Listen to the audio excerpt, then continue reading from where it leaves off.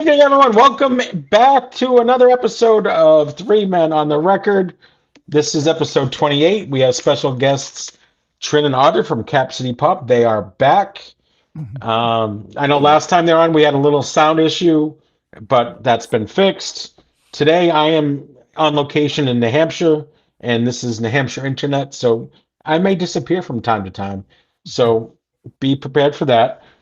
We have our usual essentials tonight. We also have a big debate with the Genesis top five. If you're on our Discord, you'll see that there's been a huge discussion on Genesis. You know, you have the Peter Gabriel Genesis, then you have Phil Collin only Genesis, and you get both of them together. There's so much going on, and so there's going to be a lot of different opinions. I'm sure the casual user, like myself, would automatically just say Invisible Touch because it's an amazing album, and I probably don't know a lot of the other ones. I was listening to it, some of it in the car today. I learned what a squonk is. It squonk? I learned what a squonk is today.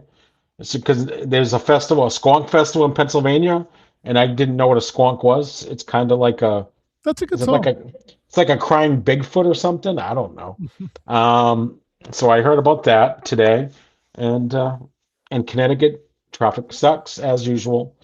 Um, so let's see. So we have any? Do I have any questions for? Usually, I ask a question for our guests. Let's see. I don't know if I really have any serious question, except for maybe I've been asking everyone what's their favorite pizza. Best slice ever. Does have Oh, best my slice favorite. slice of pizza? I like a good Greek pizza. Oh, slice of pizza? Feta, Yeah. olives, spinach, red onions. That's like my dream pizza. You can have a slice or the whole pie. It doesn't matter. Oh, my Bardstown wife Road, is in Louisville, Kentucky. What kind of Zaz pizza is Pizza. it? It's a New York Saw. style pizza. It's called The Works. The Oh, toppings are you guys piled like actually talked about this 2 inches earlier. off of the top of the pizza. And you guys are in Columbus, Wow. right? Yes, we're in Columbus. Yeah. Yes. All right. I Let's see. Go ahead. oh no, by the place that I used to eat Greek pizza doesn't exist anymore. So I'm pretty sure That's Zaz is sad. gone too, but oh, rest in peace. Oh. Let's see. Trin and yeah, Scott and Jim plan to go to Japan, and I know Audrey, you've been to Japan. Yes. Any record shopping suggestions for them, or When I went, this is like so painful for me to say. Last time I went to Japan, I was collecting CDs. Mm. that's Nothing wrong okay? with CDs. Nothing wrong We with do, we do, CDs. we do that. Right?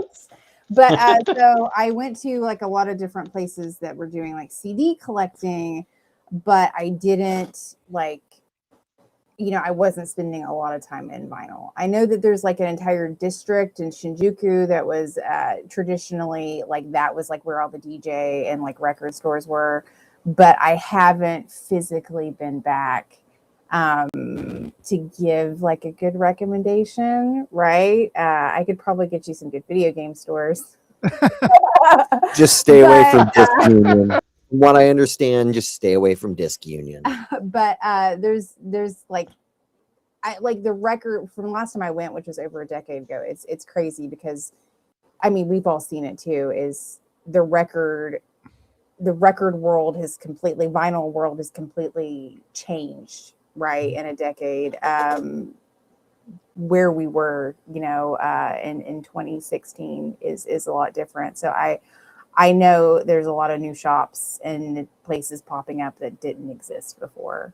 Um, Yeah, luckily there's YouTube is polluted with these virtual tours, Shinjuku, Shibuya, right there. Those two, they're not too far apart. So, yeah, they're kind of like neighborhoods next yeah. next. Then you got the train system that you can hop out of town a little bit and go explore. So, I think shopping in like Tokyo though, like Trin and I were talking about it, is I'm sure that because even when I was there, things were more expensive in Tokyo yeah, compared to when you move, like if you're in the sticks, yeah. right? So the further you get out of the city, or if you move to different cities, I think like you might have different selections due to tourism and just popularity.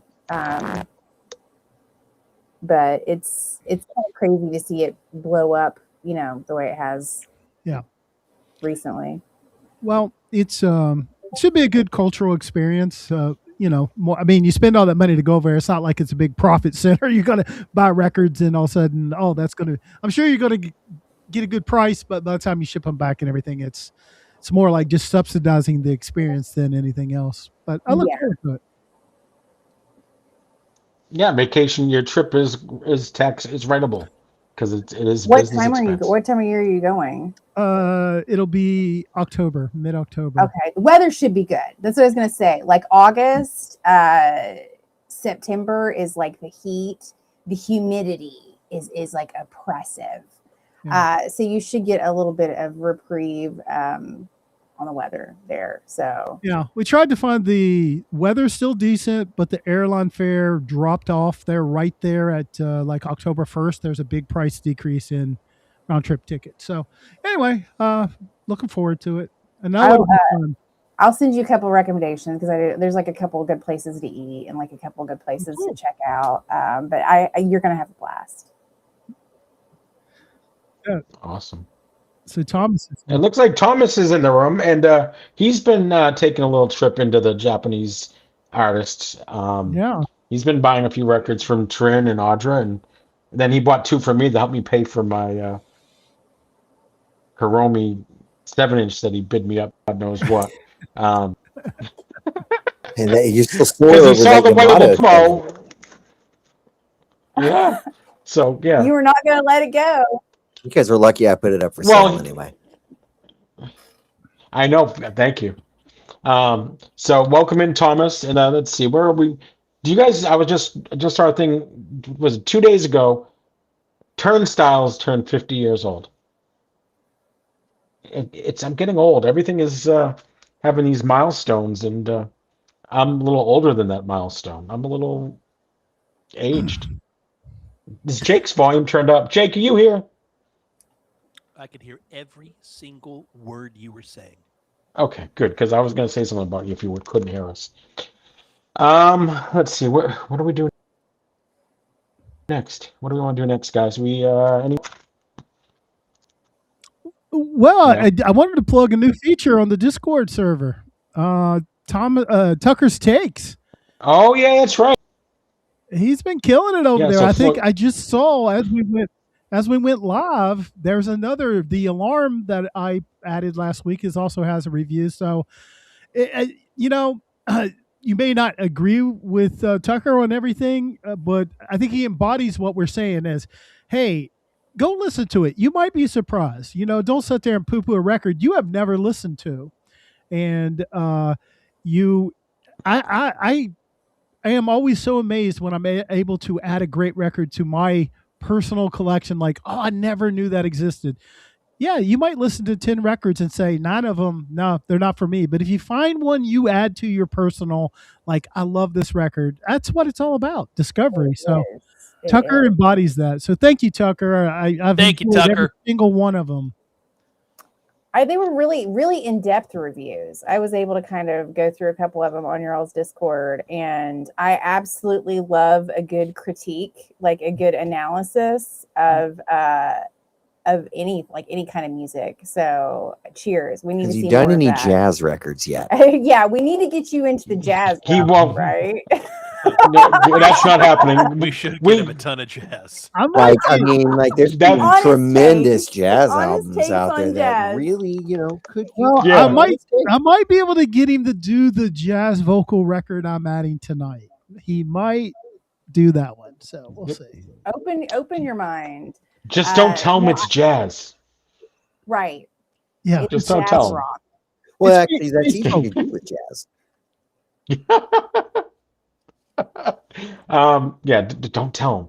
But yeah, thank you, Tucker, for those analyses. It's great, guys. Just again, it's his opinion, so don't beat him up if you don't like it. You can say you're wrong, but I do like that he is taking the time and listening to a lot of these things, because it is the heart of what we really try doing here with our essentials.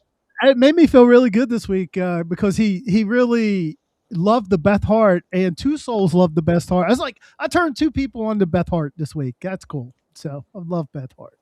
Yeah, that is awesome. What was let's see what else. See, I am so guys, I am on location. I don't have usually I have a 65-inch screen in front of me. I have my iPad I'm using for my notes, and now Sean, I'm quit only making using excuses iPad. and get to work. Quit making And excuses. Get to work, buddy. I'm pretty incompetent today. But it's Tropical okay. New Hampshire. Tropical New Hampshire. It's Welcome to actually my pretty world. chilly. Mhm. Oh God, yeah.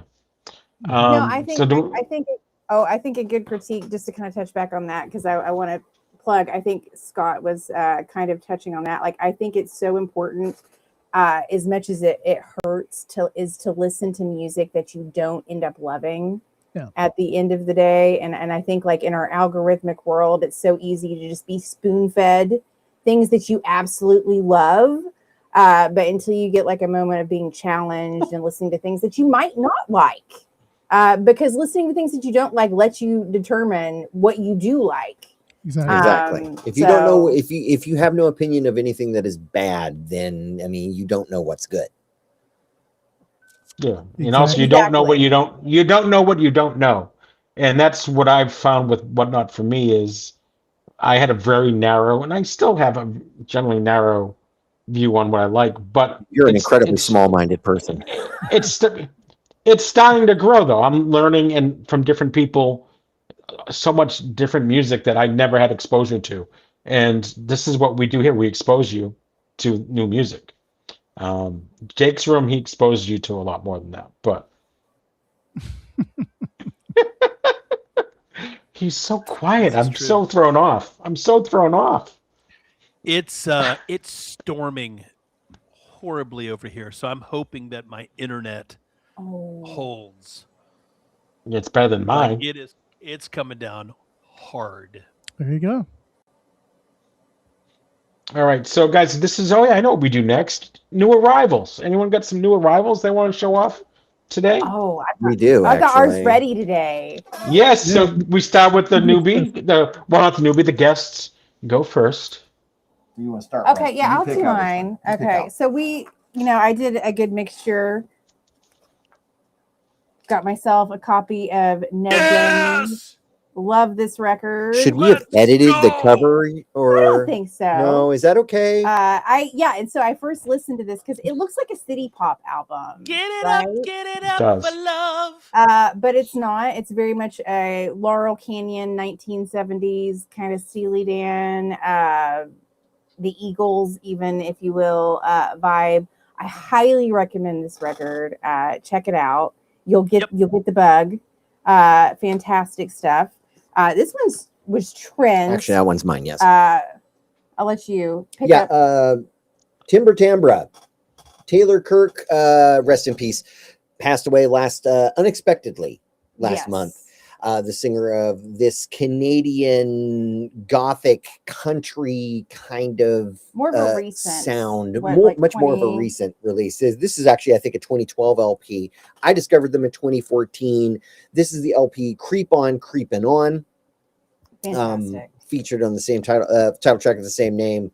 If you ever get a chance to explore their work, I guess now that the lineup, the band is officially probably done, please do so.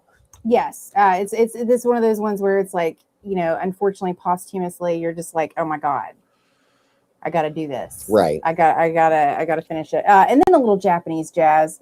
This is a great band I recommend checking out called T Square or The Square. And this is a great album. It's adventures. It actually inspired a bunch of video game music and Mario music. And I have been on a huge Square journey, like, the past couple weeks. So, up until we started listening to Genesis.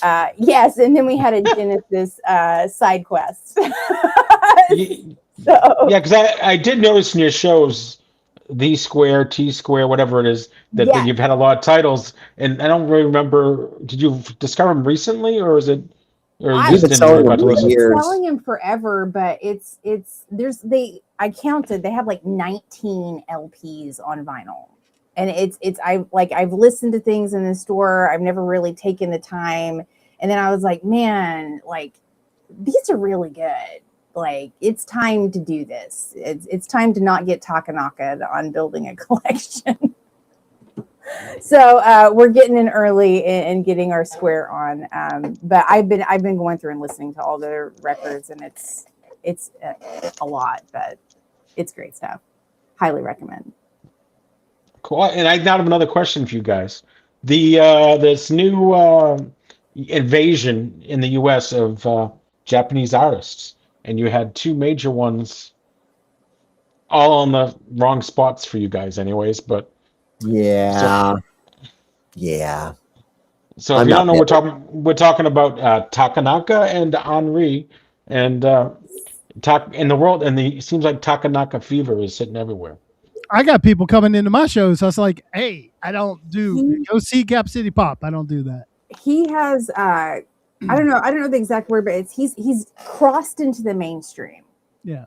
Right? Like, I would say he's always been, since we've been doing Whatnot and since we've been doing Cap City Pop, he's always been kind of like an in demand, like we've always had people ask for him. Realm and selling city pop and Japanese jazz. He's always been like, he's a frequent flyer for us. But in the past couple years, I talk about a few times, as I feel like he's becoming less of like a Japanese music collector and just everybody, right? Like, if you're into classic rock, if you're into jazz, if you're into, he checks so many different boxes. And there's like Gen Z, he's blown up with that. Huge. Yeah, he's in his 70s and he's a rock star. He's a rock star now. I think he's hitting a level that he's never experienced. He grew up up a student of Grand Funk Railroad, and just now he's getting that rock and roll experience that he always dreamt of having. That because Japanese audiences are much different. And I wouldn't ever say he wasn't successful. Like, he was super huge. Successful in Japan in his own market, and he sold a lot of records and he had a really huge career. But it's shocking to see how much it's taken off, and like how much everybody just recognizes how great of a guitarist and musician he was. Yes. I mean, his whole career is kind of an impromptu thing anyway, because I mean, like, he literally couldn't get a gig, couldn't land a spot with anybody, and went to a concert after school, still in his school uniform. They needed a guitarist, and they called out in the audience asking for somebody to come up and play guitar, and he stepped up. And that's awesome. Launched him from there. Went into being in psychedelic rock bands with Fly to Egg and the Sadistic Mika band. I mean, yeah, he was in a few super groups, but I think it's really kind of seeing him blow up in the West has been kind of, I keep on thinking, okay, this is it, like, this is peak, and then it's like, oh no, he's getting an RSD release, oh no, he's touring the US, oh no, he's like, topping all of these charts, and it just keeps on getting bigger. He definitely deserves it. But it's kind of crazy to see it, right?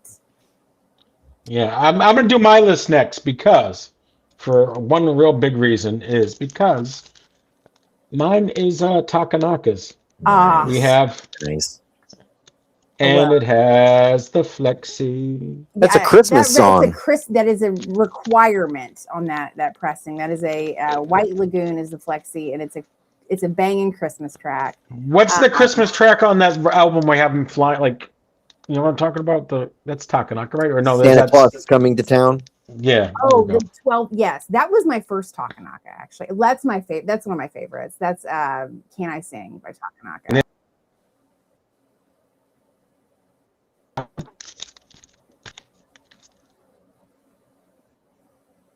I think we're getting New Hampshire internet.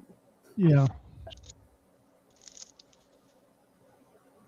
He'll come back. He's just loving his Takanaka record. There's a lot, Floyd. T-Wave right there. That's my favorite. That's Trends. Traumatic. That's another one of my favorites right there. It's Traumatic. That album also had a U.S. release. Then we have Jolly Jive. And one more. Tucker called you suck up, Sean. Why, that's fine. But it's new music for me. And you're getting in when the getting's good because he's still. Unless you count the countless numbers of streams that of ours that you've sat through and listened to Takanaka over the last couple of years.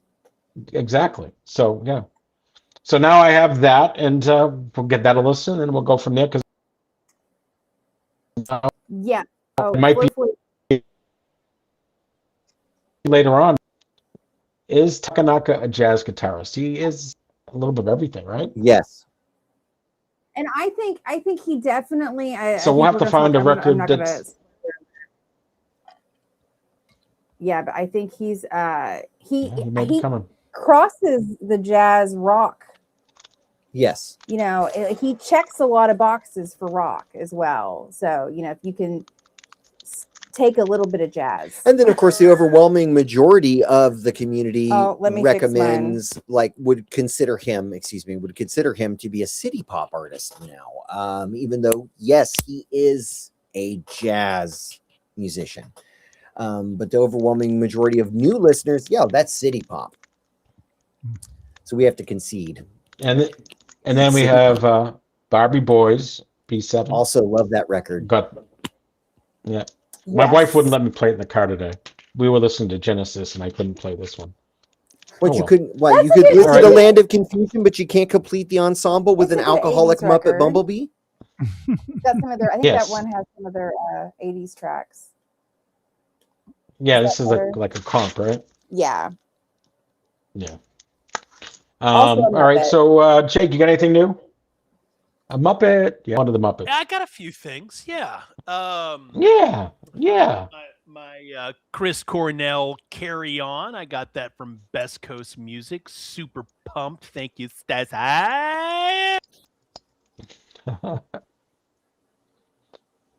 Yeah, so we'll have to give Floyd a title that is of Takanaka that's a little less jazzy, I guess. I don't know.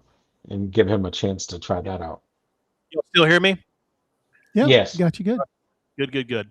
I clicked the wrong button. So, Chris Cornell Carry On. Thank you, Stacey. Super pumped about this. Got a little Bob Dylan Real Live, which this is, a live 80s Bobby.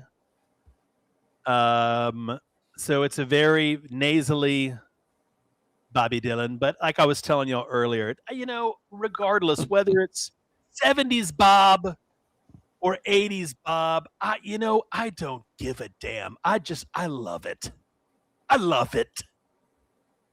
And then a little Ryan Adams Gold, which I think this is Scott's favorite Ryan Adams record. Mine is more Heartbreaker. I do love Love as Hell Part 1 and 2. Oddly enough, I've never had gold on wax, always on CD. So, and I've got some other stuff coming in, hadn't come in yet.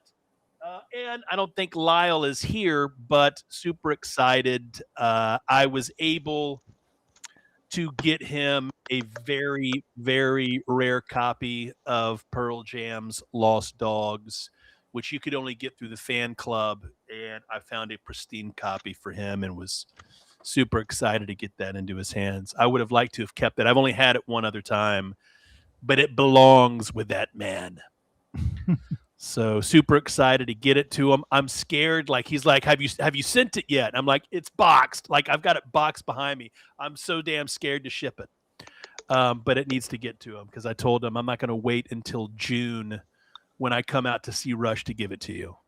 So I'm going to get that to him shortly. But super excited for him. So Jake, I have a question for you. Yeah. Where'd you get that, Chris Cornell? Stacey from Best Coast so you got a record from her and you were very excited and announced it. Where'd you get that Ryan Adams record from? Yeah, Where'd you get that. I think I got it at a store somewhere. Yeah, I love how you mentioned Stacey, but I go kudos. I think it was a local store, like a store that was going out of business. Some guy that needed some help, and I'm like, yeah, I got a few bucks to give you. Yeah. He got it from me, guys. I did. Sean was kind enough not to send it to me for free. I did have to buy it. That's the way Whatnot works, Jake. You have to buy things for people to send them to. Sean should just put it in the mail, baby. And he also got a free record that he wanted with that purchase. So I did. I'm very thankful for that. So he got me a better copy of little Jefferson Starship Winds of Change. My record was a little bold. It plays fine when you put a stabilizer on it without additional weight, but not an expensive record. But he was kind enough to think of me after. By the time you put it all together, it was a $30 record. Pretty much. By the time you get the two copies together. Change? So those are my picks for the week. Why, thank you, sir. Thank you both, Stacy and Shaq. Why, thank you. No. All right. Thank you. Scott, what do you got? Scott, what do you got for us this week? I was going to say that I didn't actually get anything this week, but I did. And then Sean scared me. So I have to mention the thing I got this week I have not opened. So that's why I'm not showing it. But I got some records for Sean. Shark Crossing Vinyl, best internet vinyl retailer out there. Make sure you guys shop with him. Saturday morning, Sunday morning, any morning. He's calling in sick to Amazon. You can get him. I'll open them up next week and show them. I forgot what they are, but I know there are 2 Rhino reserves I didn't have in his local store. Oh, yeah. We picked those up. Yeah. I forget which ones they were, but yeah. Yeah, they are not open yet. Have not opened that box because I've had so many shipments come in. I've been busy with the store part of it. So, did y'all see what Stacy said? You see what else she did? Stacy got me some rentals. How about that? You know what that is? That's love. A waste of time. That's dedication right there. That's true friendship. That's friends of P right there. Brain friends cells. of P. 100%. Return to the rentals. The rentals. It's a great record. Thank you very much, Trin. First 2 records, actually. Great records. And if I didn't mention it, I showed Foo Fighters last week, and I don't think I said I don't think I mentioned that I got that from Stacy and Danny. I was so messed up. I presented it twice, and I don't think either time I said I got it from Best Coast. So Best Coast hooked me up on the Foo Fighters new record. So how come you never sent me a rentals? I'll tell you what, Tucker. You never sent me flowers. I will. I'm going to be at the convention on Friday. I'm going to try to make Saturday, but work stuff's pretty damn crazy to where I think they're going to make me come in on Saturday. But Friday, D&D Collectibles and I next week are going to be going hard for all the peeps that can't make it to the Austin convention. I will keep an eye out for some rentals for you. Anybody that is interested, we're going to be going live next Friday at the convention, praying that the internet will be okay in there. Last year, Scott and I were there. It was a little suspect, but hopefully we can find some records for y'all. And I'll keep an eye out. Maybe I'll come across one, and if I do, I'll grab one for you, brother. Sounds like a plan. All right, so we're at the next part of the show where we present our 500 essentials, and we're each going to present one, and we always start with our guests, and they're going to present their first essential for the night. Well, we don't have one of them. We don't have one of them. They're already aware of that. Okay, cool. They're already aware that we don't have a physical one. It takes a while to get stuff in. Mm-hmm. First essential. Absolutely essential. And I think I was like, this is one of those things where like you guys did that super group thing. And like when you guys started talking about it, I was like, oh, I should have talked about mentioned Yellow Magic Orchestra.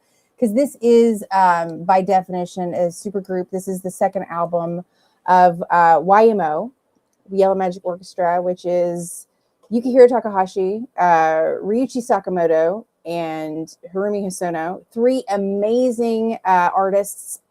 All have their own careers, right? And then come together to release this solid piece of techno pop, electro pop, just synth pop, just so far ahead of so much other music that came after it. I think, a masterpiece, and really kind of was their biggest hit. Yeah, out of already being rock stars, this was the second album. This is kind of what like flung the door off. It was had a minor success, I would say, internationally, but in the Japanese market, I think it had like #1. Yeah, on the Oricon charts for both vinyl and cassette. It had like 5 presses too on Yes. vinyl. Like it was absolutely insane. Really made them like household names. But really started because Hosono wanted to make. He was really into like Martin Denny.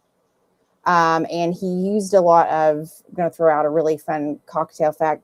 Harumi Hosono's grandfather was the only Japanese person on the Titanic.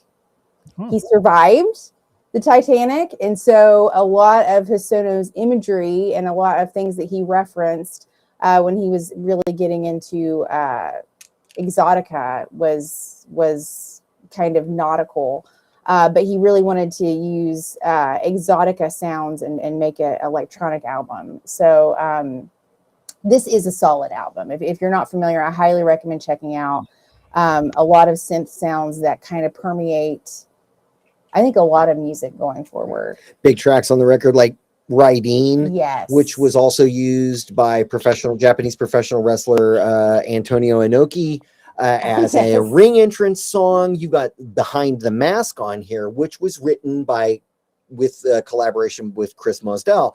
Chris Yes. Mosdell then went on to work with Michael Jackson.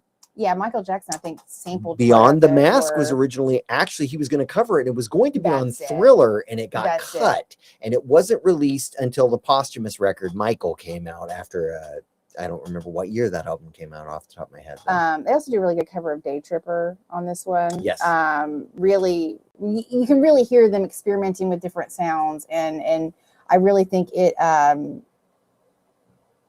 really shows how far ahead they were thinking compared to, or what's the word I'm looking for? They were developing new sounds, They new were techniques. yes, it was a very progressive way of approaching recording. If you like Kraftwerk. That's what I was going to ask you. Do we have like a couple English language comps so people could get an idea of what it might be close to? The 1980 compilation Infinity Multiples that they released was them. actually released in celebration of their first U.S. tour. And they had some, but a lot of it is in English. A lot or of it is in English. It's so heavily distorted vocally that you really can't tell it's in Japanese. They did have a couple of English releases, but it's very Kraftwerk. It's very like chiptune, early digital music sound. Gotcha. I would say. And it's a little 30-minute listen, but highly recommend checking it out. And then it'll really put you down the rabbit hole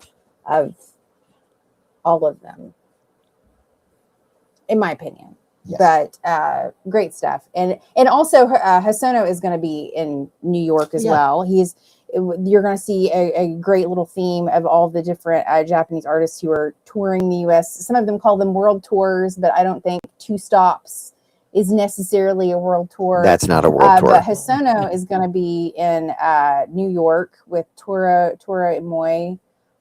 He's played with Mac DeMarco and a couple of other U.S. artists before. Oh, this is Yellow Magic Orchestra, Solid State Survivor. Is my mic still good? Because I moved it. I hear you fine. Okay, good. I can't hear myself, so it's. You are good. I hear you just fine. You knocked weird. It out of the park. But like this is a great if you like Kraftwerk. That's for like, a lot of people, this I'm is an gonna say. introductory title into Japanese pop music in general because it was available in the United States, and it's still readily available in most brick and mortar stores. It's probably one of the most repressed, I think it sold like 2 million. albums. It sold a lot. Oh, wow. Yeah. And also, what was I going to say? It is, I don't know. I think it's a classic. Like, I think it really, it's not city pop. Like, this is definitely not the city pop jazz, fusion. I don't think they really made a city pop album, at least until they released the LP Wild Boys, and that was years later. No, they're rock stars. Mm. They're in that realm. Gotcha. Is Sean frozen again? I think so. He's very still. I think he is. It's very serious. Very serious tonight. Knock it off, Sean. Maybe he's asleep. Serious face. I don't know. God, it's kind of scares me. Are you ready, Jake? I'm ready. Take it away, brother. I'm ready. It's kind of one of the, those first albums to come out, in the summer of love, 1967, although this album came out a little pre-summer. This was more winter of 1967. This was the band's second album, which was also kind of their breakthrough album that still, had a lot of blends of folk and psychedelia, if you will. And, I kind of should have mentioned her last week as far as, the on the women's side of, front men and women. And I think Grace Slick probably is very deserved of that because she has a presence. And this album is Surrealistic Pillow, which came out February 1st, 1967. Running time of 40 minutes. And this was their breakthrough record, y'all. They sold about 1 to 2 million copies. And worldwide, I think it's estimated to be about 2 to 3 million. It's got the hits of Somebody to Love, which was probably the very first song I ever heard from, Jefferson Airplane. And then, of course, White Rabbit. Now, White Rabbit, when I heard it, no, I did not hear it off of this record. I actually heard it off of the Platoon soundtrack because I'm a big movie buff. So I watched a lot of movies with my free time. I didn't listen to a lot of records when I was, a youngin'. So a lot of the songs that I became familiar with usually were through soundtracks. But it's a great record. I think it's kind of one of the common staples for anyone that loves the Airplane. They had top 5 hit with White Rabbit, top 10, top 5 with Somebody to Love, top 10 with White Rabbit. And again, one of the great bands to come out of the San Francisco area. And a lot of people really praise the record because of the songwriting. And of course, Grace Slick's vocals, man, as she really packs a punch. And if anybody in here really hasn't watched a lot of, I've always been very tied to Woodstock. Woodstock has always been something that is just my whole life I've been in awe of it, and I always love to go back and see a lot of the performances on any live footage. Of course, I've got both the albums and stuff. There was a PBS documentary on it, and it did have some footage of Jefferson Airplane, which they performed very early in the morning, getting up there and waking up a crowd. And man, I mean, she just blew it off the charts. Jake, didn't they do Somebody to Love on Rowan and Martin's Laugh-In? God, Rowan and Martin's Laugh-In. Wow, man, bringing that up. Probably. I used to live off of Laugh-In. A lot of people may not know. Goldie Hawn. Goldie Hawn was on Laugh-In. I watched a lot of that. I never thought that those two guys were very funny, but I did like a lot of the performances. But yeah, I believe they did. Well, and it seems like almost any Vietnam-based movie had to have White Rabbit in it. Always. I was just thinking the same thing. Always. It's a frequent flyer for that kind of like that, or portraying like any kind of like psychedelic like moment that a character's having, like The Sopranos, and I remember in Legion and a few different other series. Somebody to Love was also on the Good Morning Vietnam soundtrack. Yes. Yeah. Good Morning Vietnam, Platoon. You probably had it in Forrest Gump somewhere, right? One of the most popular songs of the 1980s, thanks to cinema. Yeah. Yes. Such great soundtracks then. So that's my record number 1 of the night. All right. I don't often say this, but great selection, Jake. Absolutely agree. Nice, Jake.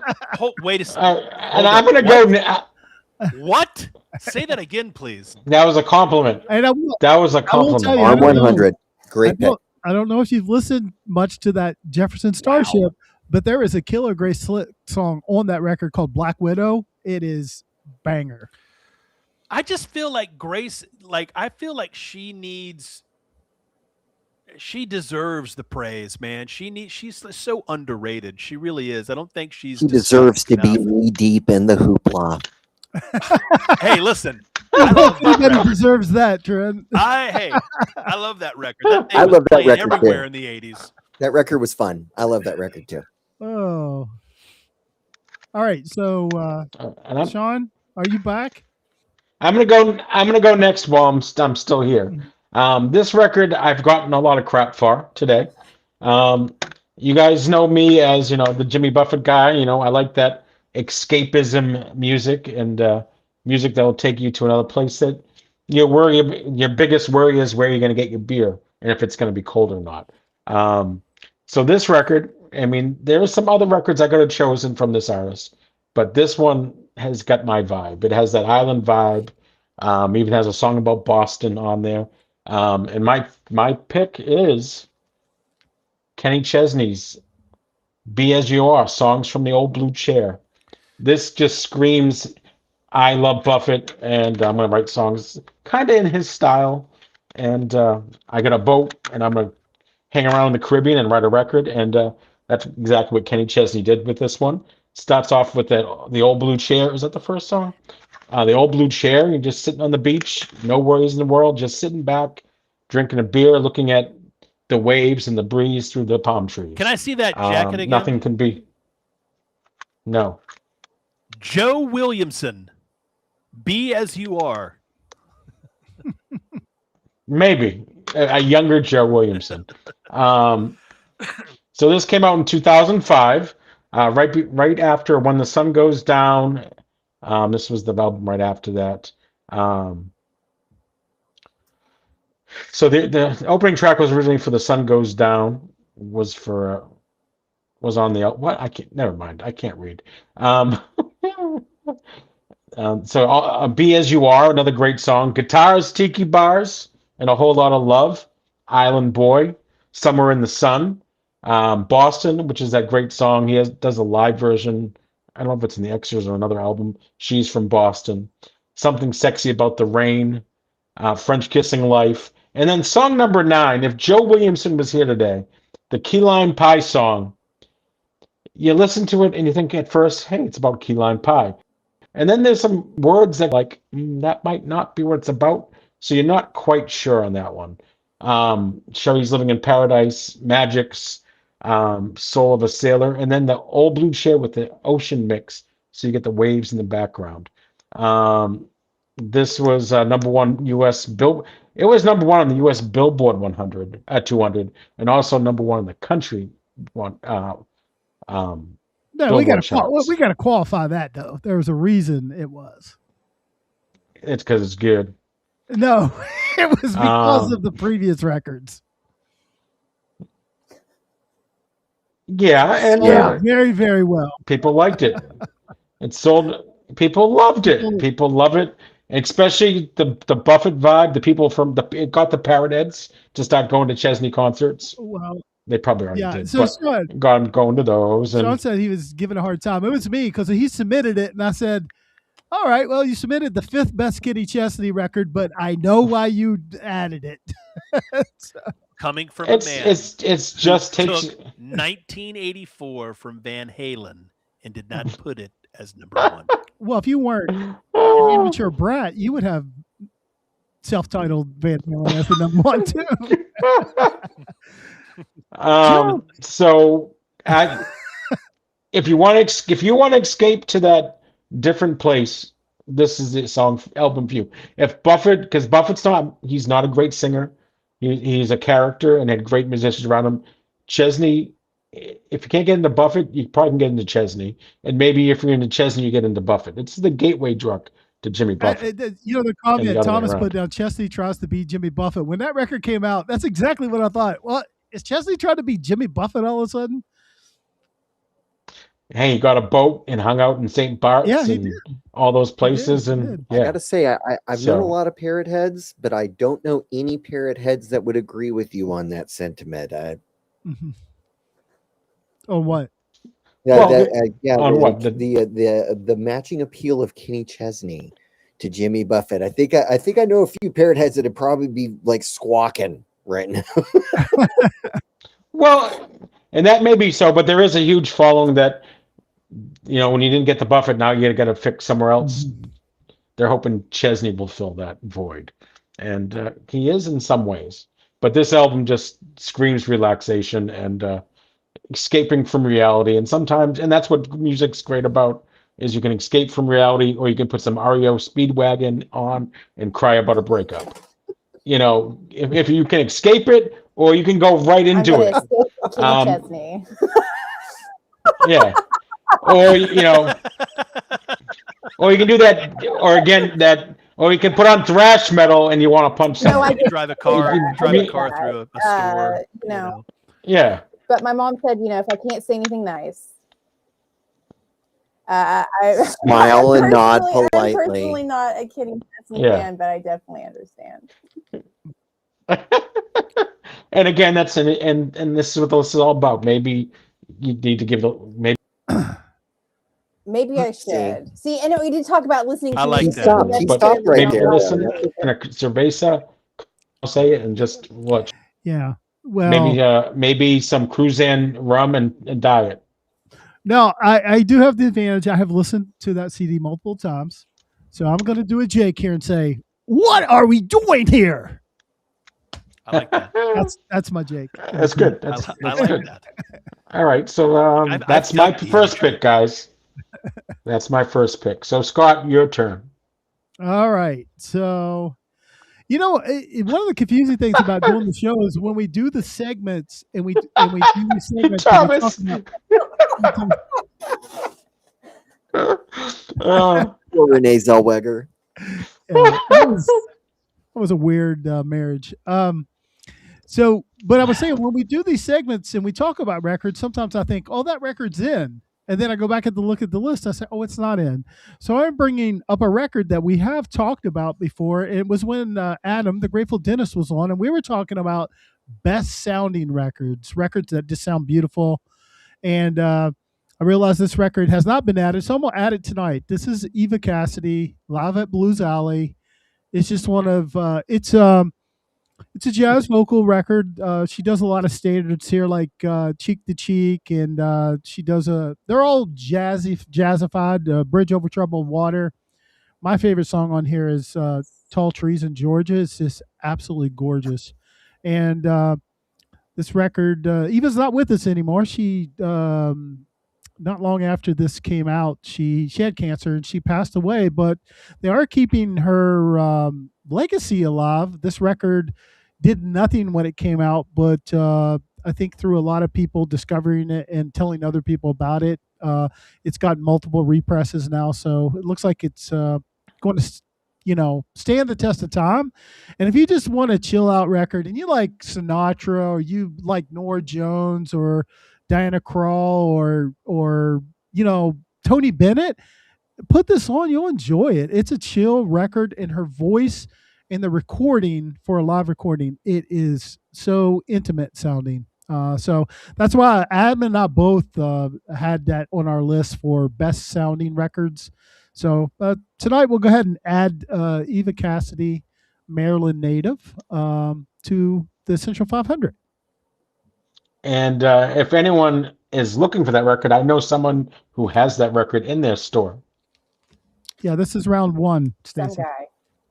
That is, I have that record available in my shop. Did that guy listen to it? We streamed it a little bit on our streaming, but I haven't. Yes. Never happened. Ever. Yes, we have. Ever. All right. You need to put that on that fancy new turntable you have, and you and the just enjoy it. I mean, yes. Sean, good. I might come and snag it from you. I've never heard it. I'll give it a go. It's a beautiful sounding record. It really is. For you, Jake, double the price. It's yours. God, I was about to, for you. It's free. I was waiting for that. No, I jacked the price up so you can negotiate maybe to my price.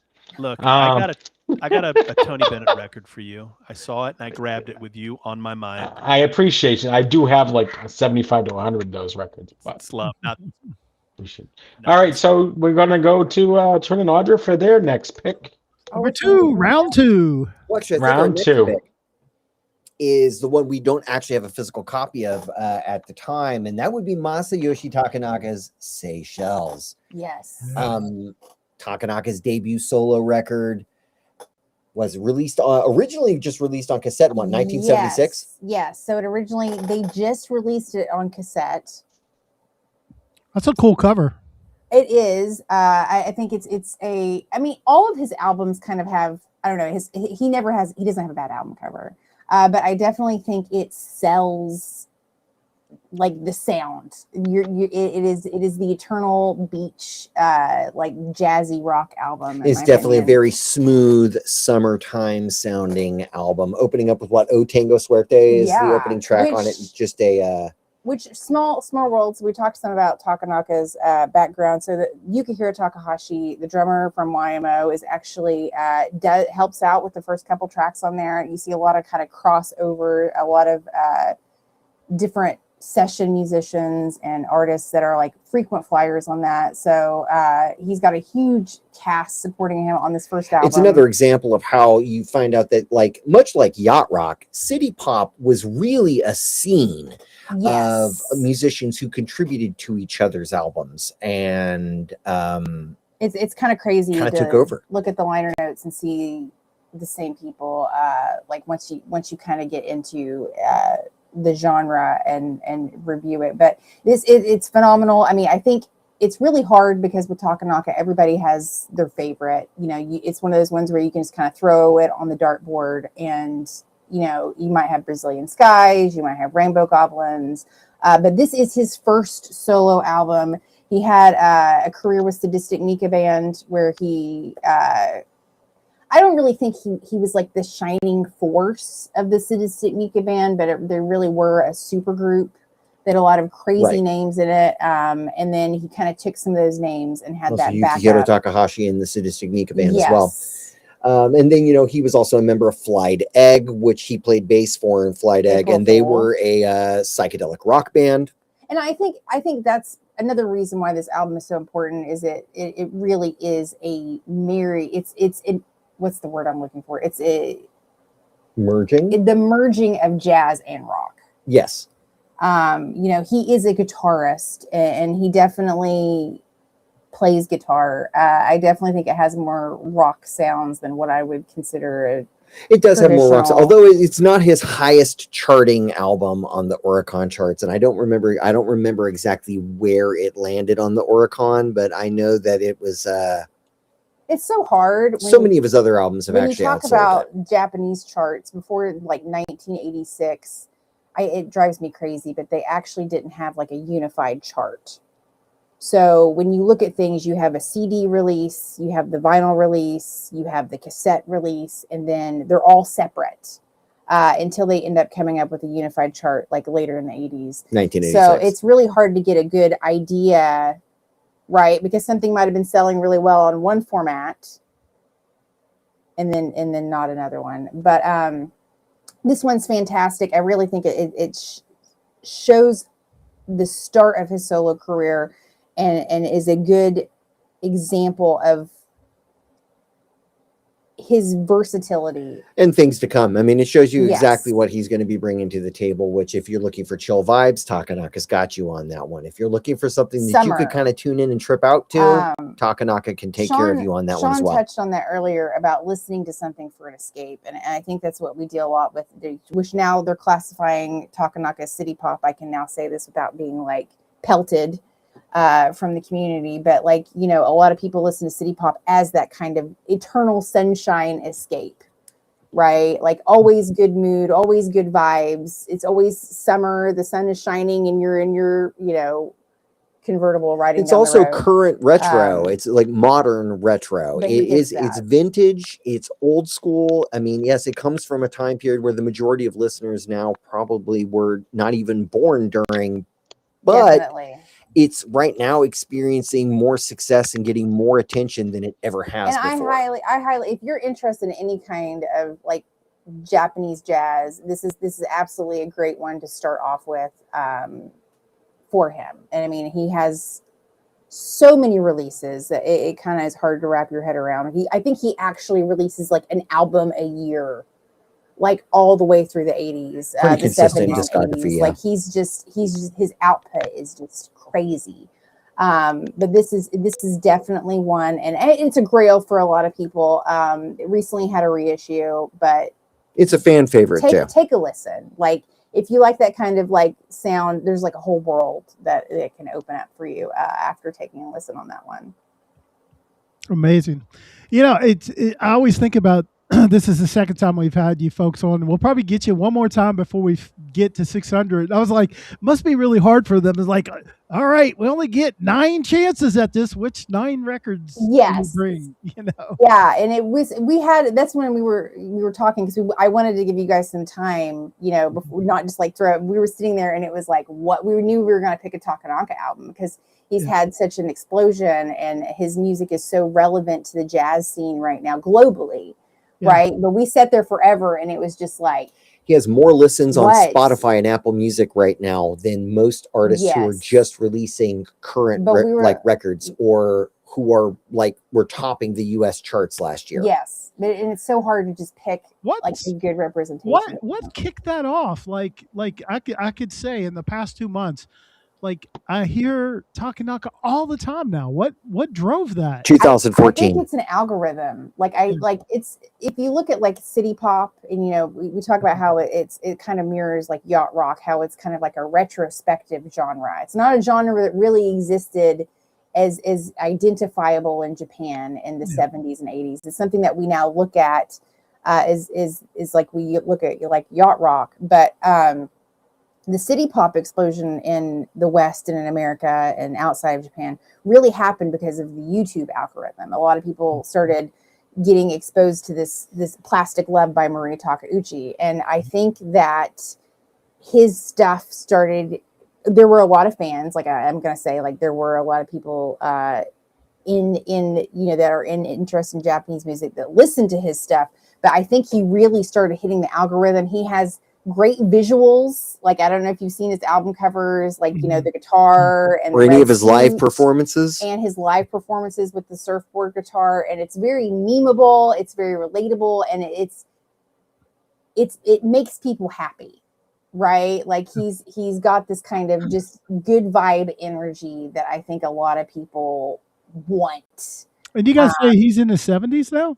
Yes. Oh, wow.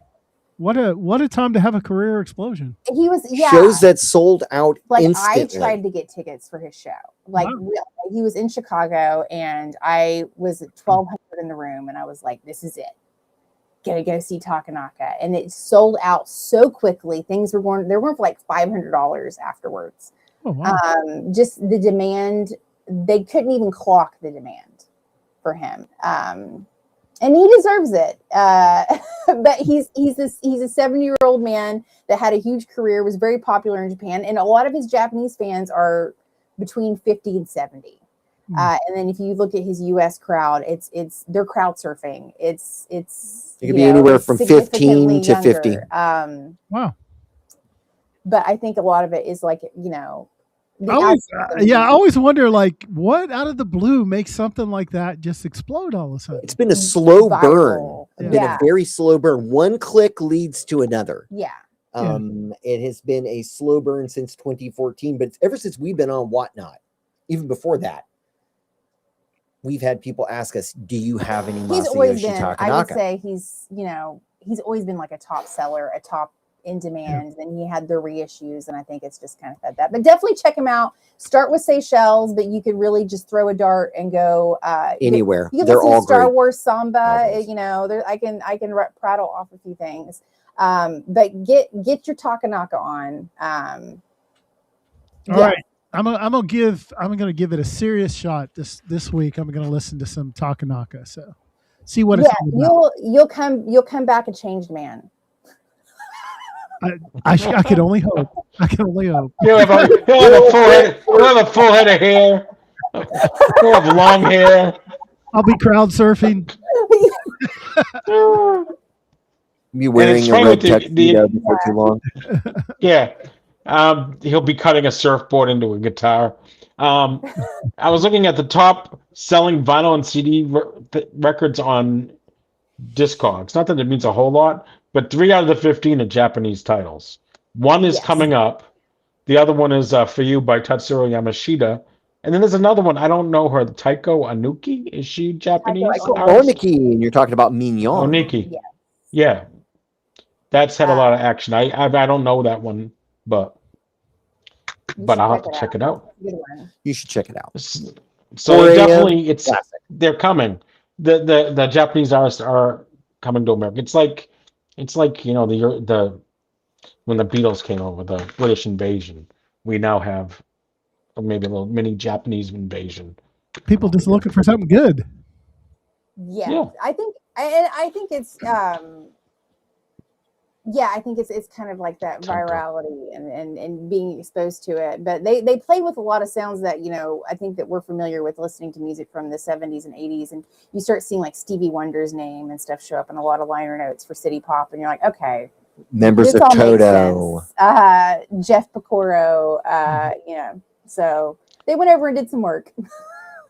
Because I just got a record that has, and it's at my house today. Luther Vandross and was it Steve Gadd? Is that who else is on? Tara Masahino, Steve Gadd, Eric Gale. Yes, yeah, that's at Tara Masahino. Yeah, yeah. So those artists, our artists were, especially Toto, were everywhere. Jake, you're up next, right? Yeah, well, moving onward from Surrealistic Pillow from 1967, we're going to travel to one of the greatest years of music ever, which would be 1971. 1991. I love this one. 1971. And this album, probably one of my personal favorites because, again, it's one of those I love underrated albums. I love records that artists put out that are just hidden gems that you wish, like, why the hell didn't anybody give this record a chance? It was technically a bomb when it came out. It came to very mixed reviews. But this particular artist was in a band with other stars that had hits that were also in other bands that had hits. He, as a solo artist per se, didn't really have one, right? And I mean, he had band members with him: Neil Young, Stephen Stills, Graham Nash. We're talking about David Crosby. And the album that we're referencing is a gorgeous record. If none of you have ever heard it, please do. And that is David Crosby's If I Could Only Remember My Name, which came out in May of 1971. It didn't sell a lot, y'all. It probably is a gold record when it came out. It probably sold well under, 100,000, 200,000 records. But what makes it spectacular is just the plethora of artists that David Crosby had on this record. Obviously, he had his bandmates. He had Graham Nash, Stephen Stills. He had Neil Young playing with him, collaborating. You can hear a lot of that, Crosby, Stills, Nash, and Young sound, right? But David Crosby was, obviously known for his harmonies. He was known for, more his voice, his songwriting, and his unique tunings more than anything. And you've got songs on here. You've got members of Jefferson Airplane. You've got members of Grateful Dead, Jerry Garcia and Phil Lesh coming in and helping out as well. You've got hits like Music is Love, Laughing in Orleans. Laughing is probably my favorite song on the record. But again, you know how I always preach about records, right, that kind of take you on a journey, whatever that journey is per se. This record does that. You know, it does that. The vocal harmonies, the lyrics, the music itself, with, you know, all of these other artists coming in and collaborating with David Crosby makes it such a brilliant album. It didn't win any major awards at all whatsoever. It almost as if the record came out and just kind of vanished, right? But it has, over the years, become a cult classic that a lot of people now are finally coming to, you know, 55 years later. And that is my second record, which is David Crosby's, If I Could Only Remember My Name. Yeah, I came late to that. I came late to that record myself. I wasn't aware of it till probably about 3-4 years ago, and I picked it up on CD, and I was like, "This is a really good record." Yeah, it's just such a chill album.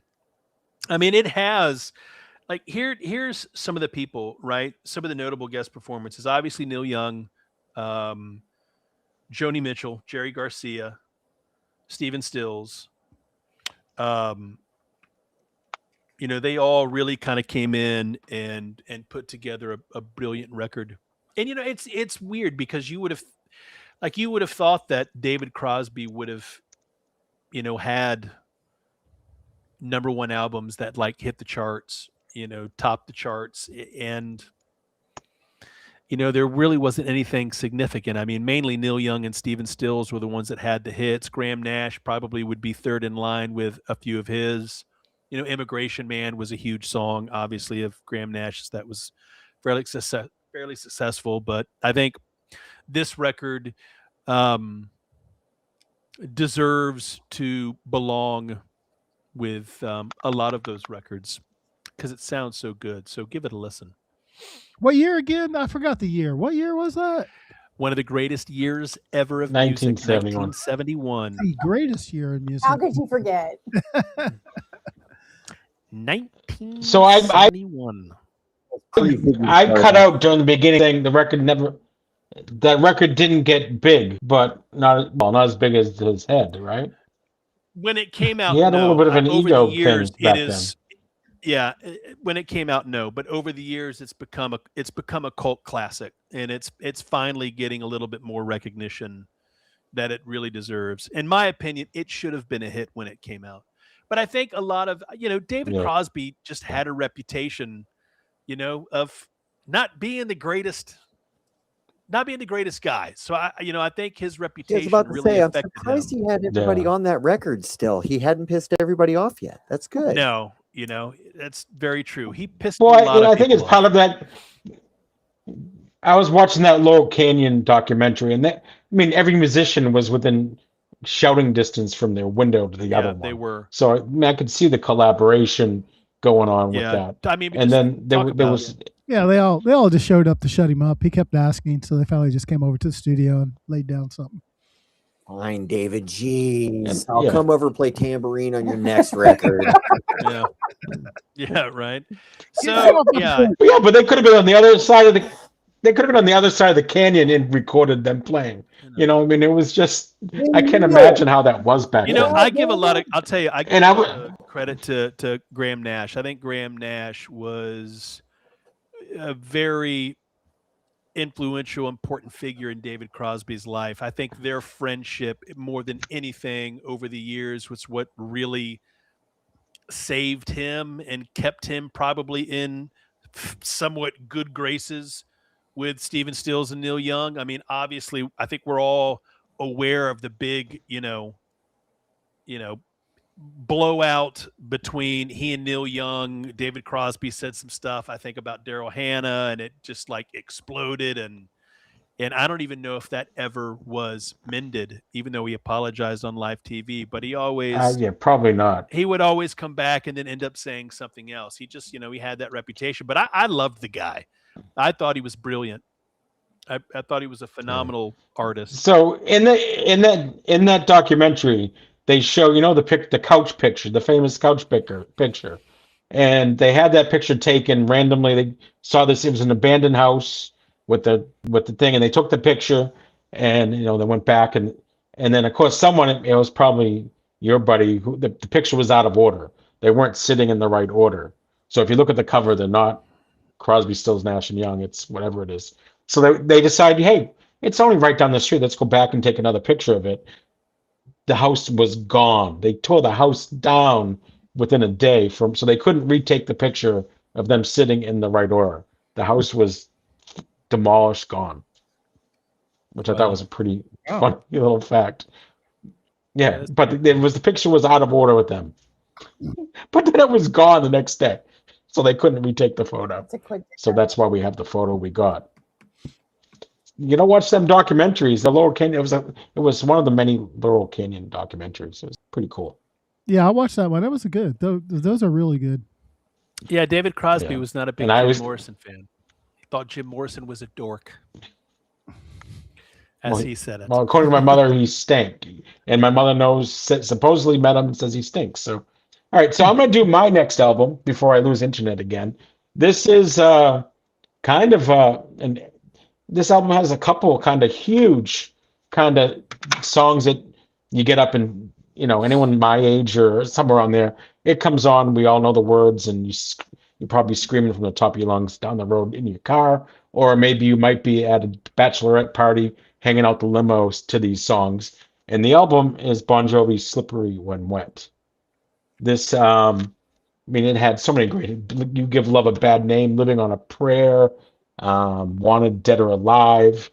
Who doesn't, when they hear that song, if they hate it so much they might shut off, but everyone else is in their car singing it on the top of their lungs.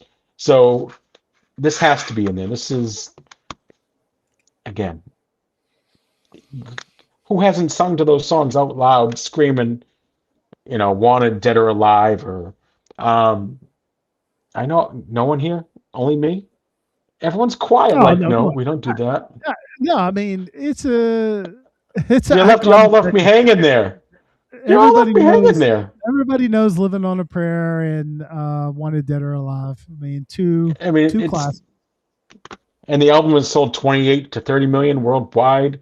Definitely. It's a blockbuster. It has to be on there. And if you haven't been to a bachelorette party, which I haven't, you've probably listened to. Is that the one with the alternate cover, the alternate Japanese cover? That is the one with the bathing suit cover. Yeah, this is the normal one. The story, that one sounds like crazy. If you buy the Japanese, it comes with a very scandalous picture of a woman in a very cut up T-shirt. She's well endowed and strategically cut T-shirt. Yeah, and the band. Here's the thing: they were on the verge of releasing that record, and that was the cover that the record company picked for and Bon Jovi did not like it.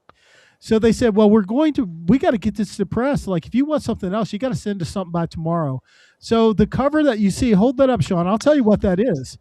That is a black garbage bag that's been sprayed with water, and they just wrote with their fingers, "Slippery." That's awesome. That's what it is. And that's what they sent the record company. So the U.S. press has that, but it had already been sent off to Japan to be pressed. So that's why the Japanese has the alternate cover, which is very popular Japanese record, I will say. People buy that one a lot. Yeah. And a great album, and you guys, and the rotation on MTV was nonstop. Like every hour, there was at least two Bon Jovi songs for years. For years, all the time. Like I said, that was a huge record. So it had to be in the essential. Yes, I agree. It is an essential. All right, is it me? All right, it is you. It's your turn. Okay, so I don't have this album either because it hasn't been pressed on vinyl yet.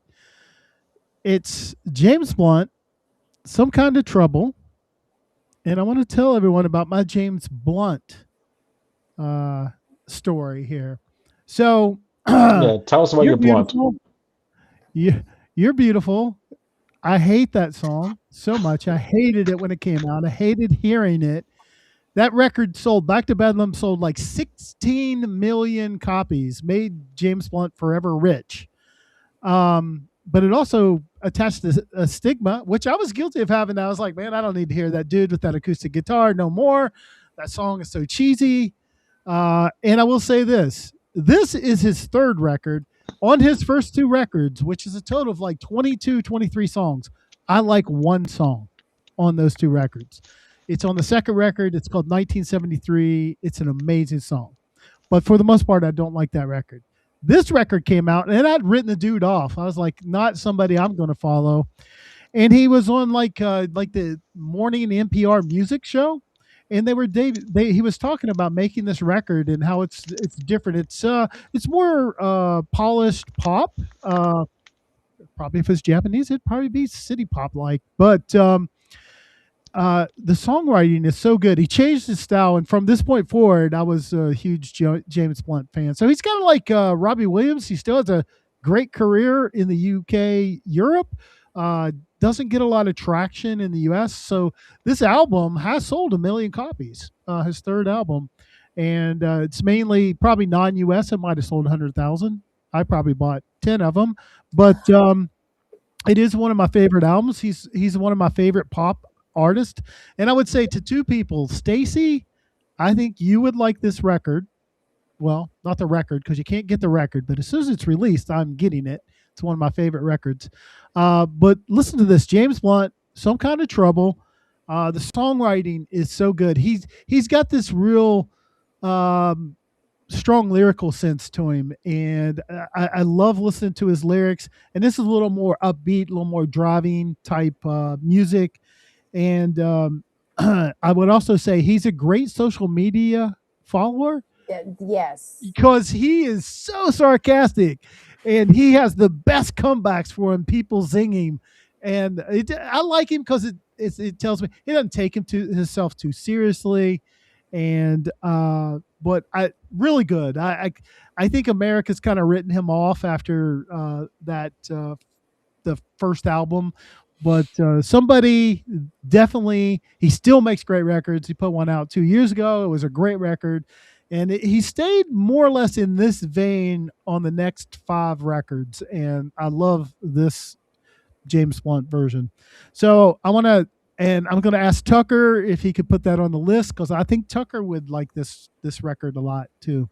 So maybe Tucker's take coming on that record. And by the way, you had us at Blunt. 2010 record. That's a 2010 record there. All right. No, I think he's a great social media follow. I think You're Beautiful, I think, is one of those songs that, it was really great and it blew up, and then it overstayed its welcome, and then everybody was just kind of finally like, yeah. And I think that's what he suffers from, but he takes it in stride. He handles it well. So good for him, right? Yeah. Yeah, there's some songs that are so big and so popular that it can ruin someone's career, like the perception of, and you got to get past that sometimes. So, and some people never do.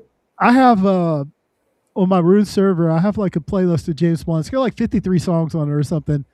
I guarantee you, You're Beautiful will be on there, but it will be the last song. And it's only because if somebody asked me, you didn't put You're Beautiful on there, I'll say, oh no, it's on there. It's on there. You just got to listen to 52 other songs first before you get that one. But I encourage everybody, you want to hear a beautiful song, go out and find James Blunt, 1973. What a beautiful song. That's a good song. That's on the second record. So, all right, that's my challenge for everybody. Go listen to this. And if you don't like it, then so be it. But if you like pop rock, I think you're going to like that record. It's a great record. All right. And I think we're back around for the third for the Trin and Audra. Is it time? Oh my gosh. This is one of my favorite records of all time. It's time! It's timely. And it's very timely. It is timely. It is indeed timely. And talk about another artist who's Well, she actually lives in Los Angeles, so I mean, I guess it's not really like she's crossed over to America, and she's been doing shows in the United States for quite a while, just kind of under the radar, but just finished up her little U.S. tour over last weekend. No, it was last night. Was it last night? We had people in our little community that got the chance to see her in LA. She's definitely I think she should blow up as big as Takanaka. I mean, she's definitely big in the city pop realm. This is Anri's timely, but I don't think she's quite hit like his level. But she definitely deserves it. She has a huge career.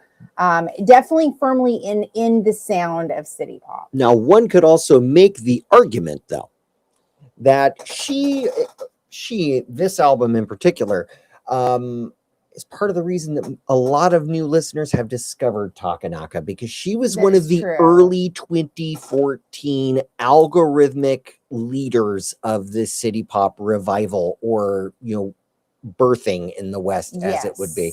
Right up there with Maria Takeuchi's Variety and the hit single Plastic Love. Which is already and Miki Matsubara's Stay With Me, which we already added to the Essential 500 the last time that we were on. But timely, I mean, Shyness Boy, I Can't Stop the Loneliness. And once you've learned I Can't Stop the Loneliness, when you hear that phrase, you will hear her voice in your head, and you will sing it out loud. You'll belt that line out. We talked about kind of, city pop as being a genre that's like reflected a retro review of the music that came out, and a lot of the bigger songs are kind of these really big synth pop bangers, if you will, but they have a tinge of sadness, right? So you get kind of like this like really upbeat song that's like super sad. So the main track on this one, I would say the biggest track, is I Can't Stop the Loneliness, and it's this ultimate jam. It makes you want to get up and dance. The lyrics are actually partially in English and very sad, but really this entire album is just full of synthy, city pop, dance pop goodness. Starts with an anime track, Cat's Eye, and really the anime track from Cat's Eye, which is an opening theme from an anime series, is what launched this album in popularity when it originally came out in Japan. So this one did well. It was the first album of hers that did well. Yes, and it has a big, huge city pop producer. If you're into names, it's got Toshiki Kitamatsu, who is his own huge name within city pop. A lot of like R&B, funk very production. Like freestyle sounding so she music. worked with him on this album. I think was this the first album? 1983. This is actually the second album that they worked together on, because he also had a hand in previous album Heaven Beach. Yes, and Heaven Beach is also a highly revered album by fans, but a lot of those fans discovered Heaven Beach through This is the big one. If you're interested in city pop, just check this album out front to back. Like as Sean was saying, it's one of the best sellers on Discogs. It's had a repress, which makes it significantly easier to get a hold of. And it's fantastic. Yeah, the blue vinyl. There's that blue. It's an album that I frequently return to, and talking about what Sean was like, I need something that puts me in a good mood when things are kind of crappy, something that's,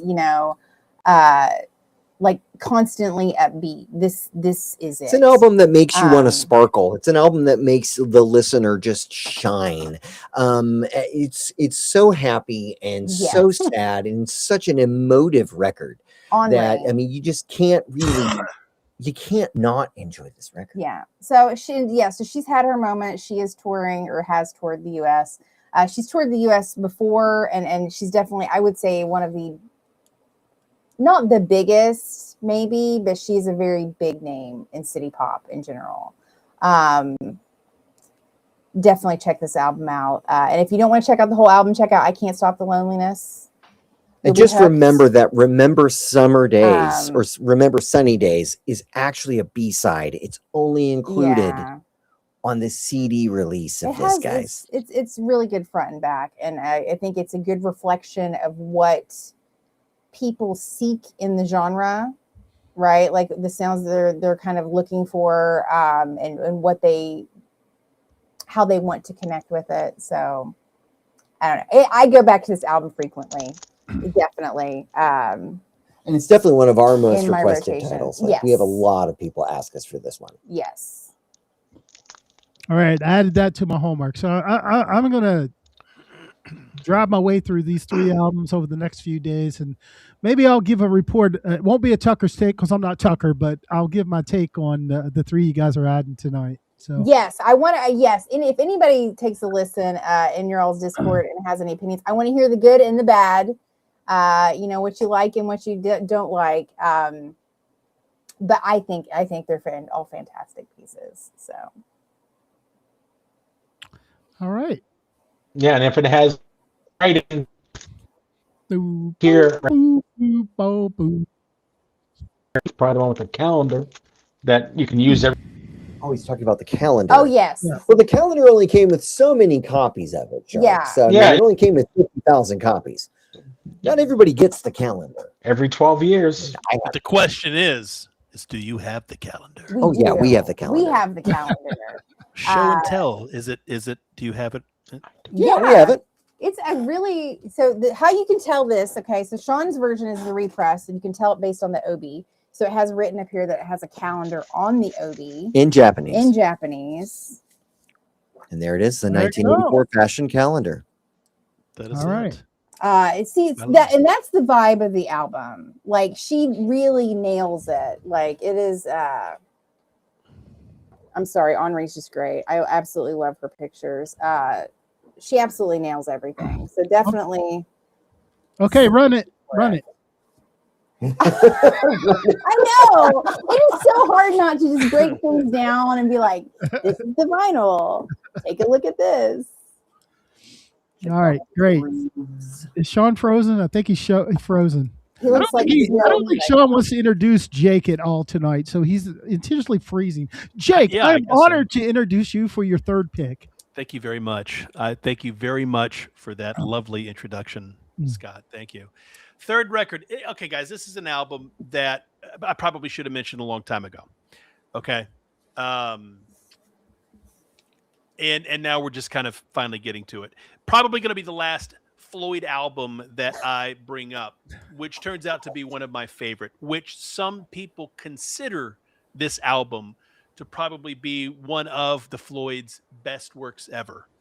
And I do consider it a masterpiece, even though there weren't a ton of songs. And a lot of the songs that are on this record were actually songs originally, they were played as part of the live repertoire, right, of songs during the Wish You Were Here tour, which would be You've Got to Be Crazy and Raving and Drooling, which was repackaged, if you will, for this album as Dogs and Sheep.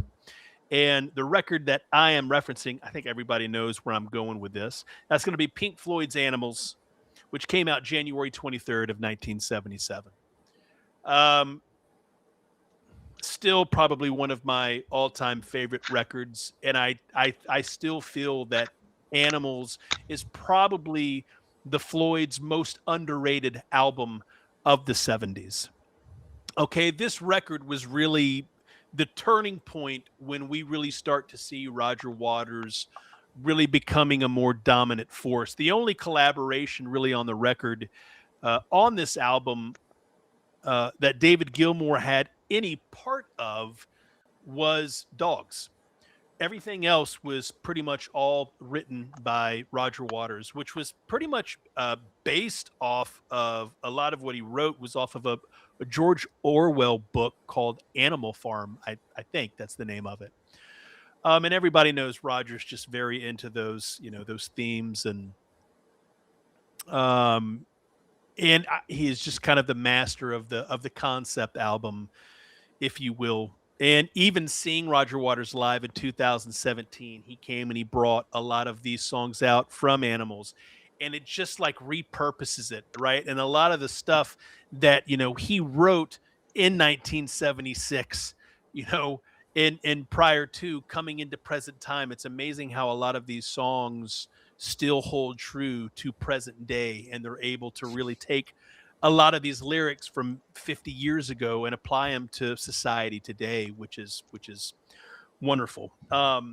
Dogs is probably by far one of my favorite Floyd songs of all time. Wonderfully written. The guitar solos on this, unbelievable.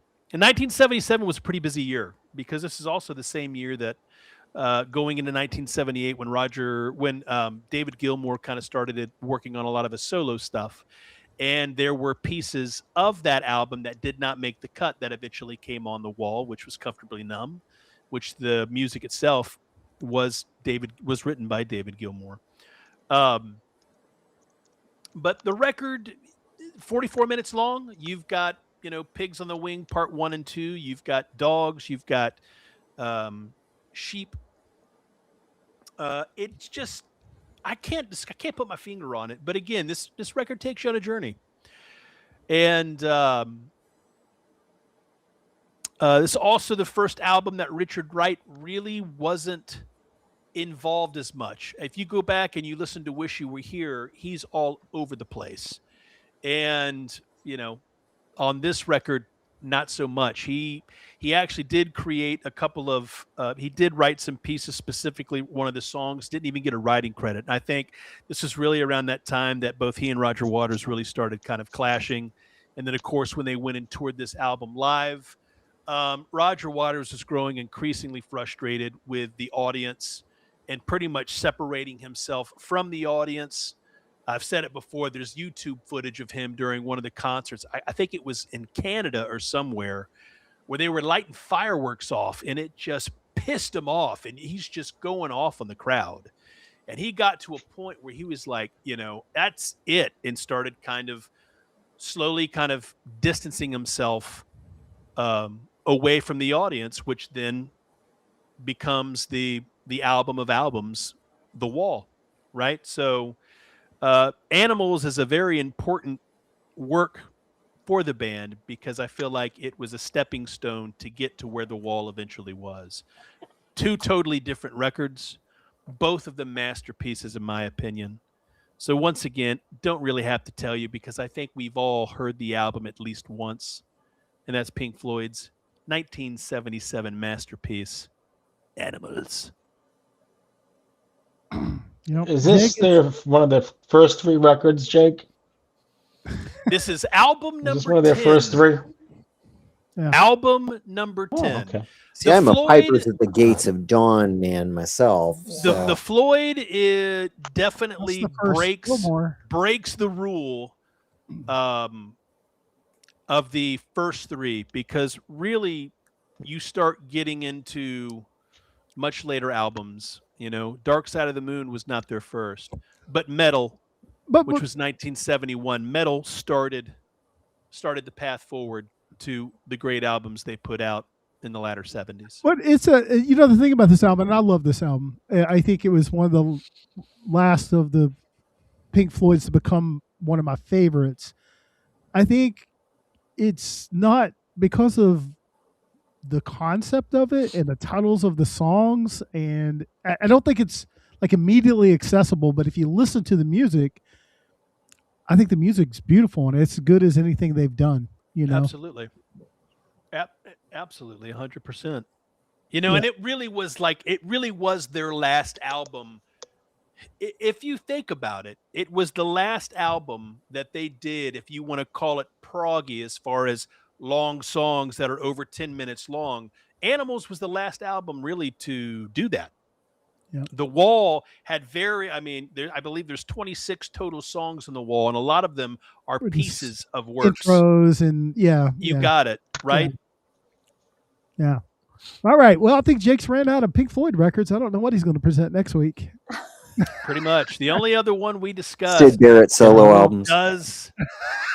I love the Madcap. You are not helping. The Madcap Laughs does deserve to be on the list, 100%. And kudos, I will say this, kudos to the guys for their love of Sid Barrett, because David Gilmour and Roger Waters, they all banded together to help produce his records to kind of keep him going. Even though he was more or less just not picked up for a gig and they just pretty much decided, nah, and they moved onward. to still be there for him to help him out. You go and watch a lot of the footage. I mean, there's, YouTube stuff of it everywhere. But, David Gilmour goes and talks about how difficult and hard the process was just to get anything recorded, because he was just all over the place. But it is a beautiful record. I remember hearing a story about the Wish You Were Here sessions when they went in to record Shine On, and Sid showed up to the studio. Yes. And he had shaved all of the hair off of his head, including his eyebrows. His eyebrows as well. And was jumping up and down on a couch and brushing his teeth to the point that his gums were bleeding. And it was a terrifying and heartbreaking image for both like Roger and David. And I think Roger? No one recognized him. Yeah, no one recognized him for a while. And then I think David Gilmour went to Roger Waters and said, "You know who that is?" And they were all blown away. And I mean, like, it was a very emotional thing. Like, Roger Waters like left and went out and like cried. Like, I mean, think about it, being a childhood friend of someone for so many years, and then seeing a best friend basically go mad right, before your very eyes, right? And then you don't see him for X amount of years, and then he shows up 50, 60 pounds overweight, bald, all the hair in his body shaved. It just kind of, talk about a triggering effect. Like, it must have just been a very unique experience to have all of that guilt maybe come back and hit them. Like, I mean, we just, we didn't pick them up, and it's like, could we have done something? Right. Balancing that with the fame and the success of a band, because, you can't, I just couldn't imagine the weight of having to deal with that, and be like, but we also have this going on. We have this huge, opportunity, and, it's and I'm sure that huge conundrum. And I'm sure they felt guilt as well, because it was Sid's band, and he couldn't be there on the journey with them. Yep. He was the driving force. Couldn't bring him along for the ride either. Right. So, I mean, I know he was a huge inspiration for so many songs from The Wall, for so many songs from Metal, from Animals. If you think about it, the bulk of Roger Waters, what he writes about, a lot of it deals with the loss of Syd Barrett. Right. And what happened to him. Like, it greatly affected him. And he still writes about it. Like, it's one of rock and roll's greatest tragedies. 100%. Agreed. Now, Jake, is that where you got the idea to shave your eyebrows? Just asking. No, I pretty much just have 3 brows per brow. No shaved. The damn things just fell out. But from time to time, if you come into my show, he was filling his beard in with his black. I might and he did his eyebrow, and he did a little bit of his eyebrow, and you still couldn't tell. One was like a true V. The other one might have been more L-shaped. I tried. I did my best. We can teach you how to pencil them in. I forgot where they were because he doesn't have the sticker on his forehead this time. So. It looks bad. I look better as is compared to anything drawn on. It is just atrocious. Okay. Well, I do. We do have a scoring system here.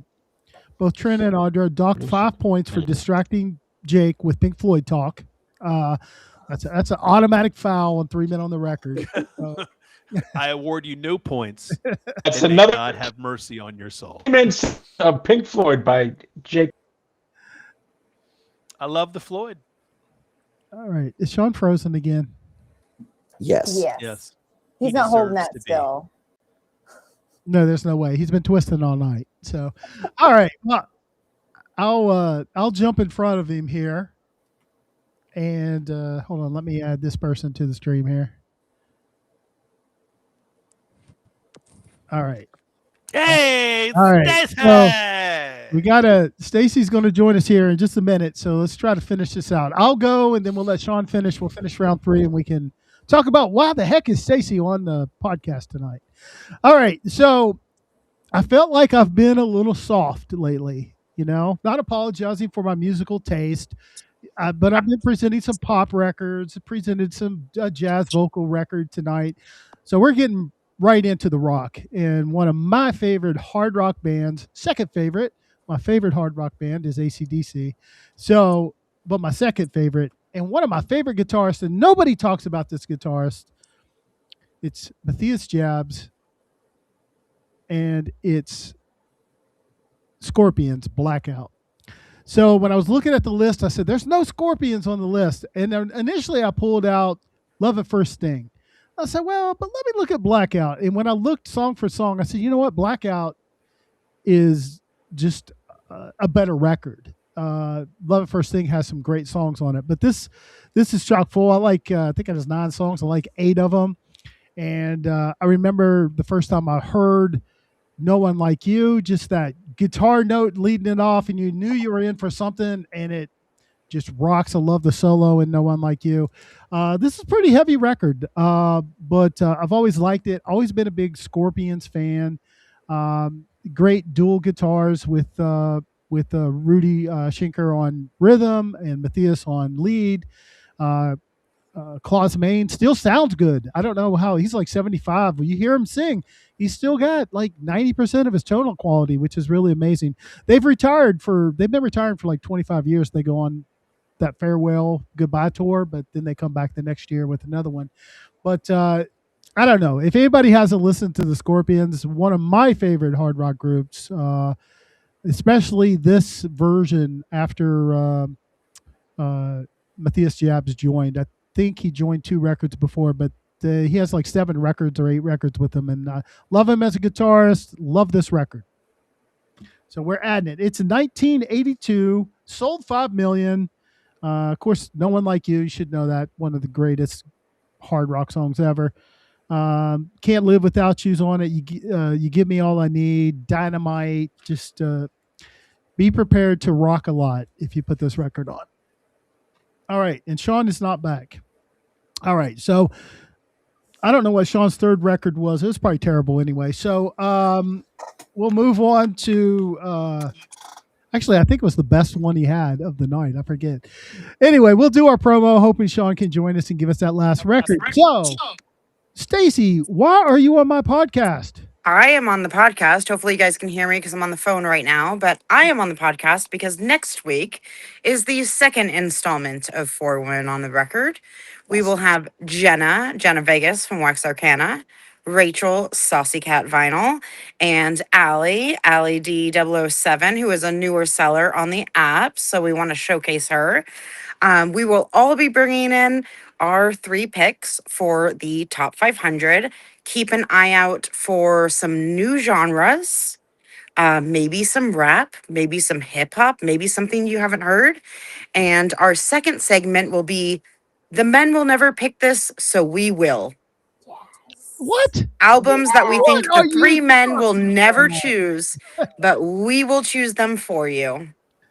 No, I really appreciate it. I mean, we count on other people. Like, sometimes some things aren't your thing. And I've told Stacy from the beginning, I was like, we got to find somebody to do hip hop and rap, because I know it's important, but it's not my thing, So I have seen some of the records. I was very pleased with their selections. I think you guys are going to like it. It's going to be a little different twist.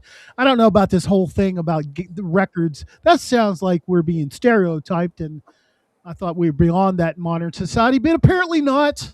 So, I mean, maybe a little bit stereotyped, but I think that the peeps will appreciate it, because I think that the records that will be the men didn't pick records, but we will be things that maybe are more woman focused or women love, or things that are more modern that you wouldn't think of, possibly.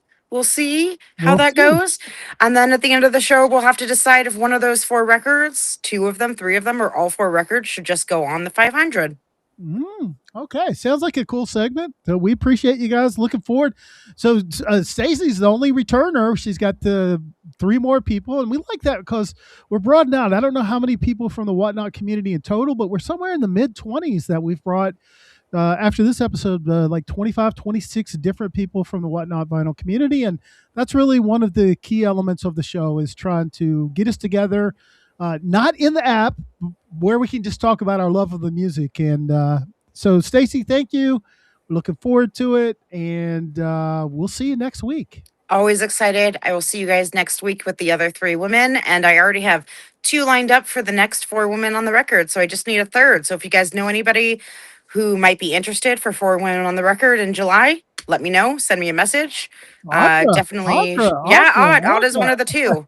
Audra's one of the 2 I already said. So there's Audra, and then there's Janet from Vinyl Canyon. And so now I'm looking for a third. So if you have any suggestions about women, let me know. I'm going to get off stream and let these men get back to their show. But by the way, Cap City definitely won tonight with their variety of music and new additions. James Blunt gets a very, very close second. Oh, thank you. At least I got a little love. Although I want to point out that Stacey is the 1980s equivalent of the Russian judge. Nobody pays attention to the Russian judge. Okay, bye guys. I'll see you next week. All right, take care. All right, that's going to be fun. We're looking forward to it. That last one was a big success, and we got 3 new ones, so it's going to be fun. A lot of fun. Sean, your third pick was phenomenal. Thank you very much for best pick. Best pick you did. That was killer. It's great. I got to agree. Unbelievable. I'm probably going to have to say that was the number 1 pick of the night. Yeah. Blown away. It's a winner. What kind of internet do they have? I'm saying I'm in the Appalachia, folks. We got fiber. Come on, people, get with it. It's dial-up, but they literally have like the old rotary phones. Yeah, he's got out there. He's got a crank. Well, I guess whatever. We'll get him. We'll get that. We're going to get that record presented tonight, but we're not going to hold everybody up. So we're going to go on. So let's talk. Sometimes you have to have these moments of personal honesty with yourself, right? And I've been pretending all these years that maybe I like prog. Hey, I got Yes Fragile. I like Yes Fragile. Great record. Yeah, and I like some prog, and then I realized, well, what's your favorite prog record? And I said, oh crap, it's Asia Self-Titled, and all prog fans would say that's not prog. It's like, well, it's prog packaged the way I like it. Like, give me 4 minutes. Quit with the 3-minute keyboard solos. I do not need them. I go to sleep. The on and on. So I just come to the realization I'm not a prog fan. So when I got this Genesis assignment, that's what drove this. Is I started digging into all those Peter Gabriel, those early, except for the first one, Genesis to Revelation. And I don't really know what to call that record. That was interesting. Immediately, I played it once. I said, okay, I never need to hear that again. But then I dove through these, and honestly, I think a few of these records I've never listened to before. And for the most part, I didn't like them. So I thought, but I love yes, Stacey, love Peter Gabriel, solo stuff, like all his solo records. So I'm like, I guess I just don't get it. It's a little too proggy. I'm not a Steve Hackett fan. There was one guitar solo I did hear in one song that was amazing. I was like, okay, that's the first time I had any love for Steve Hackett. So sometimes things aren't, they're just not your thing. So prog, I'm admitting tonight, prog's not really my thing. So I did the best job I could, and I said the best way to present the list, to be fair to Peter Gabriel and be fair to they're 2 different bands. Like, they had 2 different eras. Agreed. They are 2 different bands. I put prog records, and there was a couple Collins records that were prog records. I mean, they leaned more prog than pop. And then I put everything else in. The rest of the Collins records showed up in pop rock, or pop, whatever you want to call it. So there are 2 Genesis top 5s tonight, and we're going to do the prog first. Let me bring up the presentation here. And I really was a little nervous about it because I know that one of our followers, Cheryl, Lily White Lilith on here, Desert Moon on Discord and whatnot, she's a huge Genesis fan.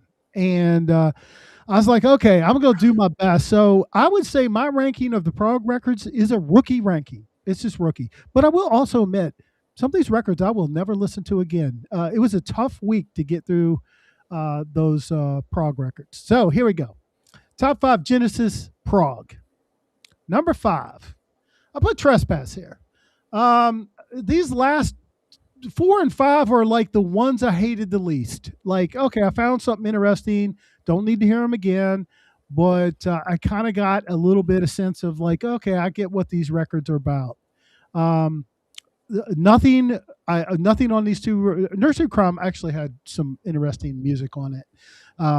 Didn't really get into the lyrical content too much to it. I know during this era that Peter Gabriel was big into costumes, and their concerts were almost like shows in the sense of they're presenting something kind of obscure and a little dark, and he's a tumor, and then he's got a fox head, and I just don't get it, so I can help you with that, Scott. You had to be there.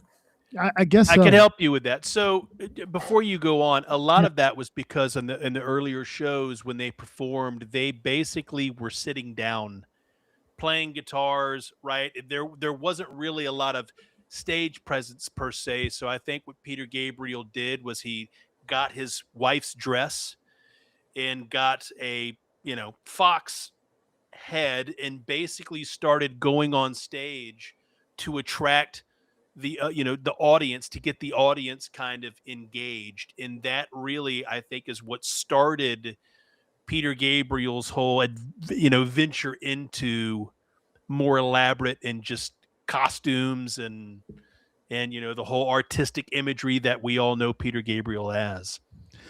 Well, I appreciate that, Jake, and I will say this, that I was trying really hard. Like, I listened to the records, and then I went over and watched some Peter Gabriel era concert footage, and I was just like, what the hell am I looking at here? Like, what is this? It was really shocking to me because I primarily know Gabriel through his solo career. Yeah. But if you are a prog fan, I think those two albums I mentioned, you'd probably find stuff you like on there. Give me Foxtrot. Now we're getting into the prog records I actually liked. A Trick of the Tail. I thought this was a pretty good record. Let's see which one. Trick of the Tail. Squonk. Love Squonk. It's a great had song. Never heard it till this week. I like the record. I just, it has a good feel to it. I thought this one definitely separated from the rest of them. But the two favorites were easy, like Selling England by the Pound. Good record, even though it's prog. This is good. This is my kind of prog. Good tunes on it. Really enjoyed the record. Excellent album. I Know What I Like in Your Wardrobe. Amazing track. Oh yeah, that's really cool. Firth of Fifth. That was cool. Good one. Good. This is a good record. Like, if prog was like this, I could get into it. Give me Lamb, baby. Hands down. And this one is let's go. This is a masterpiece. I loved. I heard Peter Gabriel solo in this elements of it in this record, and love it. This is a great record. Matter of fact, I would say the last two are both great records. So I don't want to, poo-poo on prog. I can recognize, when a record is great. In the Court of King Crimson, don't like King Crimson, but In the Court of King Crimson is a great prog record. Just a great record. I shouldn't say prog. It's a great record. Lamb Lies Down on Broadway, great record. Lamb. No, I didn't. I liked almost all the songs on Lamb. I thought they were really good. And going into it, I'd only really heard Lamb Lies Down on Broadway. I heard the single, I guess, but this Carpet Crawler is probably one of my favorite songs. Carpet Crawlers ended up being my favorite on the record. It's unbelievable. Loved it. And it's great too, because you really listen to Peter Gabriel and then Phil Collins coming in the backing vocals, how similar they both sound. They harmonize really, really well. They did play off of each other incredibly well on that record. 100%. Like there was chemistry there, and I really wish there could have been more of that in the future. I get that Peter Gabriel, there were differences in, like, going on in the band at the time. There were a lot of like familial strains for Peter Gabriel at the time that he just could not dedicate to the schedule that Genesis was like suddenly in demand, that they suddenly had to have. He was having a child, right? Yeah, and then he was also getting really interested in like electronic music, and like you could tell he was really heading in his own direction on this record, separate from the rest of the band. And yet he and Phil just made it work. It clicked. Phenomenal. I think that this also establishes, like, this record right here is what, in my mind, that's where you learn Phil is going to be the next singer of Genesis. There was no other question. Which is crazy, the fact that they auditioned so many people, and their front man, basically, who was behind the kit, was their front man the entire time. I am here. I'm in the background. I'm saving bandwidth with no. Sean is Phil Collins tonight. Sean is God. So this is the Lord. Pay no attention to that shark behind the curtain. That's right. So I feel like, even though I am, probably not the person to review prog records, I feel like maybe I did identify the ones that were actually the people who like prog, like them. This one, I also thought this one, my comment on this one that I wrote down was, this record has the best recording of Gabriel's vocals. Some of the other ones, the vocals are down in the mix, or, I just want to be able to hear him a little clearer. On this one, they sound beautiful. And Trent had a great point. Like, the harmonies on this record, you can hear Phil Collins. Like, you can hear them harmonizing. Yep. At times, it's hard to tell the two voices apart, really. Yep, it is. All right, so I lived through the prog. If you're a prog fan, I'm sorry. I know I probably butchered that, but no Foxtrot. So Foxtrot didn't make top 5. No, I mean, you could have subbed in any of those. Like those, like, I only really liked 3 of the prog records, the top 3. The other ones, like, I could do without them. I like the top 3. I'm happy with your top 3. All right, so here's the Genesis that I didn't even have to listen to because I know all of these albums, inside and out. Probably from, like, then there were 3 on I know very well, and on that record, it's interesting. You see where they're going by the last song on, and there were 3. Follow you, follow me. That was a big, like, neon sign saying, here is where we're going, And that record was a million seller. I think it was their first million seller. And then they, gradually went more and more pop as time went on because they had the hits. They were selling records based on the hits that were more pop rock. So here's my 5 pop rock Genesis album. Duke. The singles I love, Misunderstanding and Turn On Again. But also like Behind the Lines and Alone Tonight on this. What held this back, there's a few songs on here I don't really care that much for, but pretty strong effort. And I remember back in the day just hearing Turn It On Again and Misunderstood all the time. Misunderstanding on the radio. All right. 4, We Can't Dance.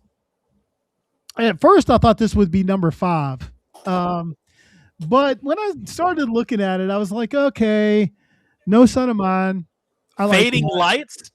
Yeah, I Can't Dance. I like Jesus that. Knows Me. I mean, Jesus Knows that Me. album came out, and think about how big that album was and how much airplay it got on rock radio, on pop radio, everywhere. on MTV. And those guys were, how old were they at the time? Definitely did not fit in with the right age bracket. That was you would think was the target market for those. It's a huge record, phenomenal piece.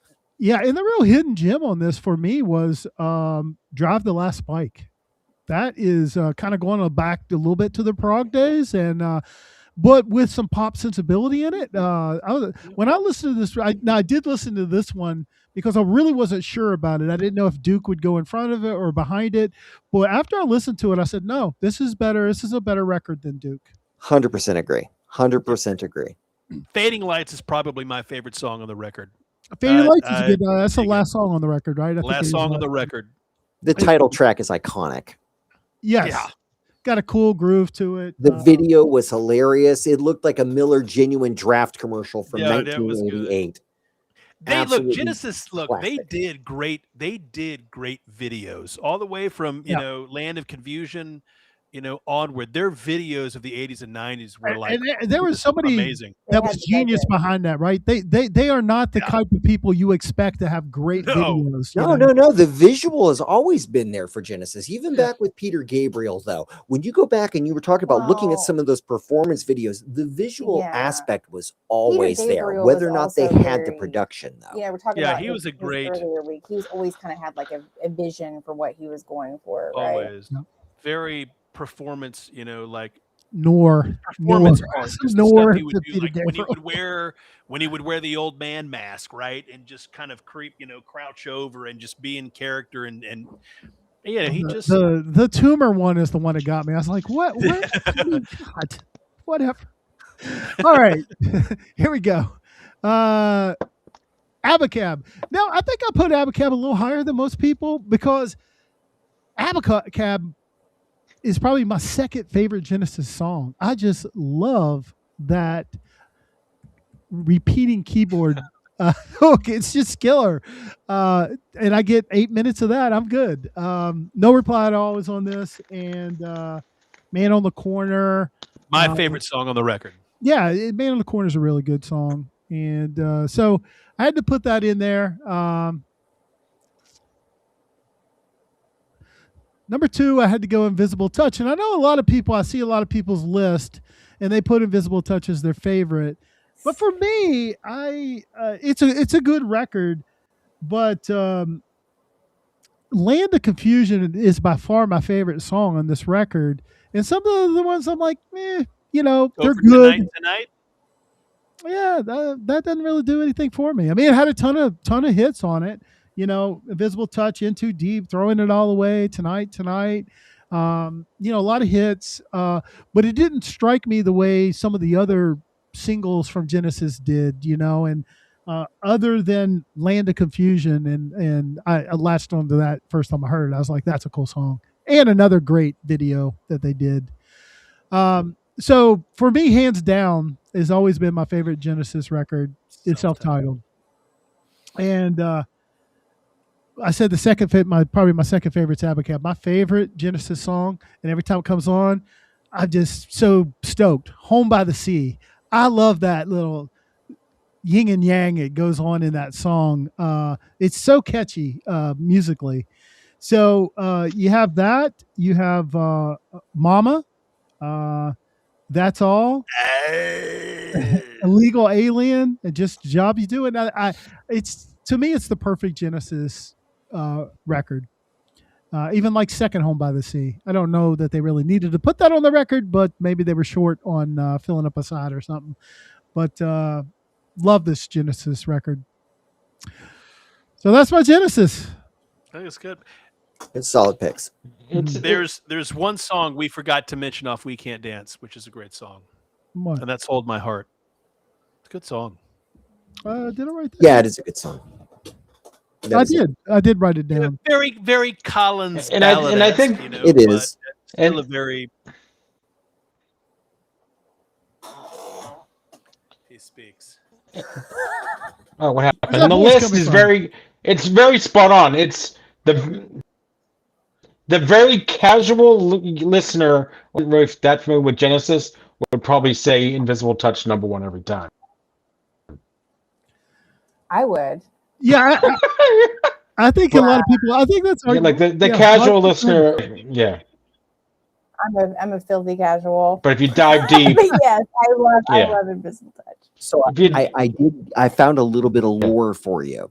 There's an urban legend or an internet legend going around. It talks about Mortal Kombat, the video game, released for Sega Genesis and released for the Super Nintendo. Now, according to this lore, legend, the Genesis version of Mortal Kombat had all the violence turned on, all the blood, all the carnage, all the deadly finishers. Nintendo had quality controls. They had a lot of like restrictions, and they did not do blood. They did not do violence like that. Right. And so in order to get that, the creators of Mortal Kombat had to retool the game.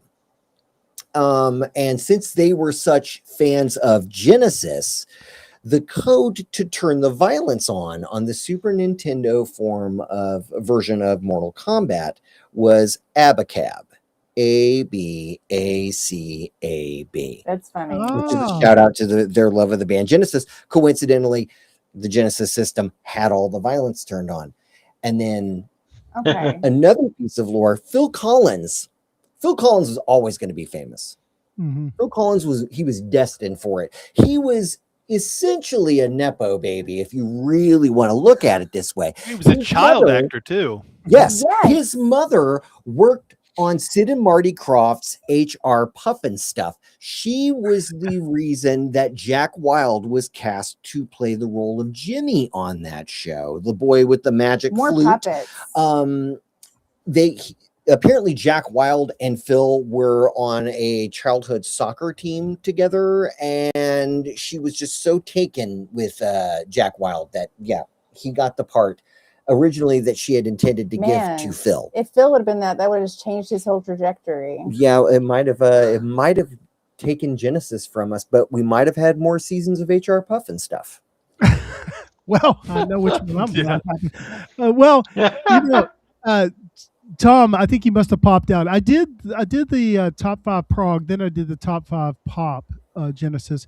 But if you ask me to like mix them together, it would be Genesis, Invisible Touch, Lamb Lies Down, We Can't Dance, and then Selling England by the Pound. I think are the 5 best records overall. So I would have a Gabriel record in there. So he lives. Hello. I don't know. I gotta address that Floyd Bundy comment. Have you ever seen Watership Down? Watership Down. If you've not seen a Watership Down, it's not really children's. It's more like devastating. Yes. And the creative HR Puffin stuff just died like 2 weeks ago, 3 weeks ago. All right. Sean, you look to have stable internet. So why don't you give us your final essential for the night?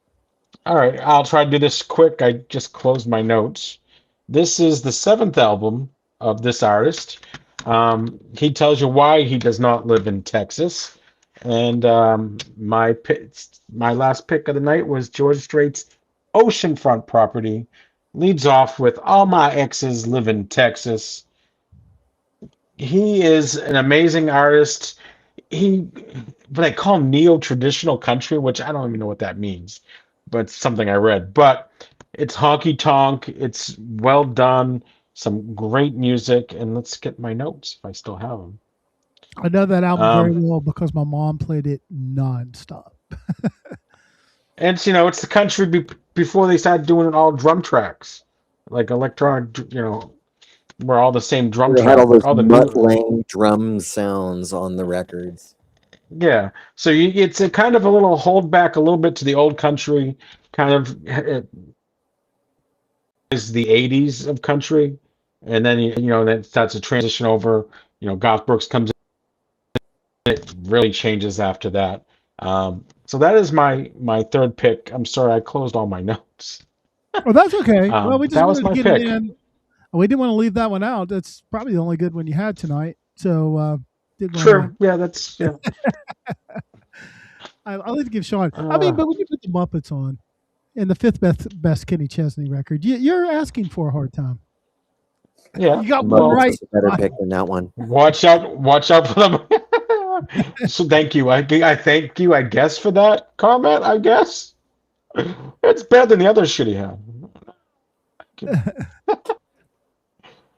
Yeah, I closed all my notes. But yeah, that was my pick, and yeah, so many great albums and great songs, and definitely one of the most requested country artists I'm asked for, besides Keith Whitley, because someone wants to buy it for $5, me not knowing it's worth 100 or something. But George Strait's the one that's always asked the George for. Strait, I think, is fans. The Keith Whitley, I think, is people just looking for to try to find it cheap from somebody that doesn't know what it is. So just hoping to find Keith Whitley in general. Yeah. So, all right. Well, that's worked out. We got Stacy and we did the promo for next week's 4 Women on the Record, and that's exciting. I will say, as of right now, we have nothing booked after that, so I'm going to have to get focused on booking some people out. But we still got a long list of people we want to bring back. We got a long list of people we want to get on here for the first time, and we want to thank our good friends Trin and Audra. Even though Trin doesn't help me out at all in my arguments on Discord, like he's always anti-Scott. I don't know why. Because you're anti-Muppet. He's good opposition. Now, if you really want to get right down to it on the grunge conversation, I was on nobody's side. That's true. You were just against everybody. Yeah. But you are anti-Muppet, so, you know. That's a big strike against you right there, my friend. I hate to tell you that one. But once again, you start singing Rainbow Connection in public, and you see how many total strangers start singing along with you. Well, I probably need to rethink my position on some things. I came out with my hate of Kiss, the other show, and then I'm right there with you. And I'm on record now with I'm not a fan of prog, so I'm just stacking up enemies. Probably Muppets, yeah. I'm not taking the Muppets with me with my 500 record collection. So I've changed. Taste can change. It's something I've talked about. I absolutely hated Steely Dan, and then one night, like I had this like epiphany, and it was like life changing. 2 gummies in. Yeah, right. And you're like, wow, this is actually, amazing. So, taste can be fluid. You fall in and out of love with music, and you just need to have a Muppet moment. Yeah. Oh God, I don't want to have a Muppet moment. I really don't. I don't think I'm prepared for it. You might end up having it with the wrong Muppet film. Take a trip to Sesame Street. I feel like I have a Muppet moment every show with Jake. Like, he's our living, breathing. Like, look, he looks like a Muppet.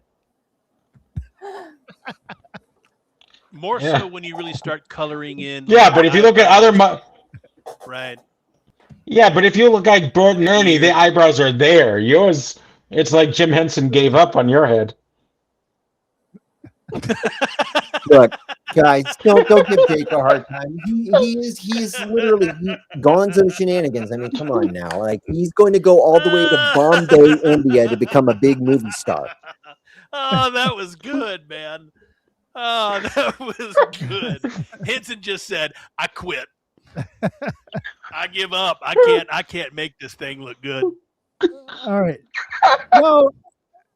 Well, Tucker, I think there's got to be a jazz record you like out there. I guarantee that there is. Yeah, I guarantee there is. Flavor, and then you are committed to the idea that all jazz is like probably something similar to one that you've heard that you just couldn't stand. And I guarantee, like, even I was that way at one point in time. And I guarantee there's probably something out there that you would really enjoy. You just got to open your mind to it. You got to be accepting of it, right? You got to be in the right headspace. I think the key is that he just doesn't need to know that it's jazz first.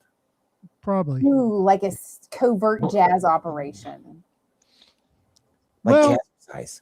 Bad things happen to him when he listens to jazz. No, bad things just happen to him. It's like the Idol on the Brady Bunch. Yeah. So what was the jinx in the Brady Bunch? The Hawaii jinx when Greg went surfing. The little idol they found in the cave. The smallest wave and just vanished. Yeah. Yes, and then there was that tarantula. There was a tarantula somewhere involved in this. Yeah. I remember that very well. Yeah. And I did get a message from one of our listeners or watchers this past week, Two Lost Souls, and they really do like the unpopular take, and they really do like that we do that, and we will do that from time to time, but we can't do it because then it's just like Closest the thing to a unpopular Gonzo opinion. nose, Stacy. There's your Closest eyebrows. thing I've got to a Gonzo nose. Now that looks like a Jim Henson production. That's the best. It's the best I've got. Yeah. This was my Saturday disguise. Yeah. Well, we could we're gonna take a miss. We're gonna find a jazz record that Tucker likes. We're gonna find. I mean, for me, it was Art Blakey. I love drums, and when I started listening to Art Blakey, it opened my mind a little bit. Next thing you know, I'm listening to Coltrane and Miles Davis and Art Pepper, and you know, I'm a big hard bop. Hard bop is about the only jazz I really like, though.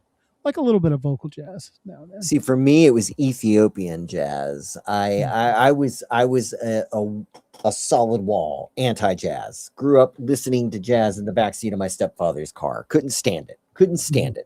Mm-hmm. And then I discovered an artist by the name of Mulatu Astatke. He did a lot of his music was on the soundtrack for a Bill Murray and Jim Jarmusch film called Broken Flowers. And it just blew me away. Like I had never heard jazz music that sounded like that. And Yes, that was a huge turning point for me. And after that, it was Coltrane and then Miles Davis. Although my favorite Davis records are still like albums like On the Corner and the later era records.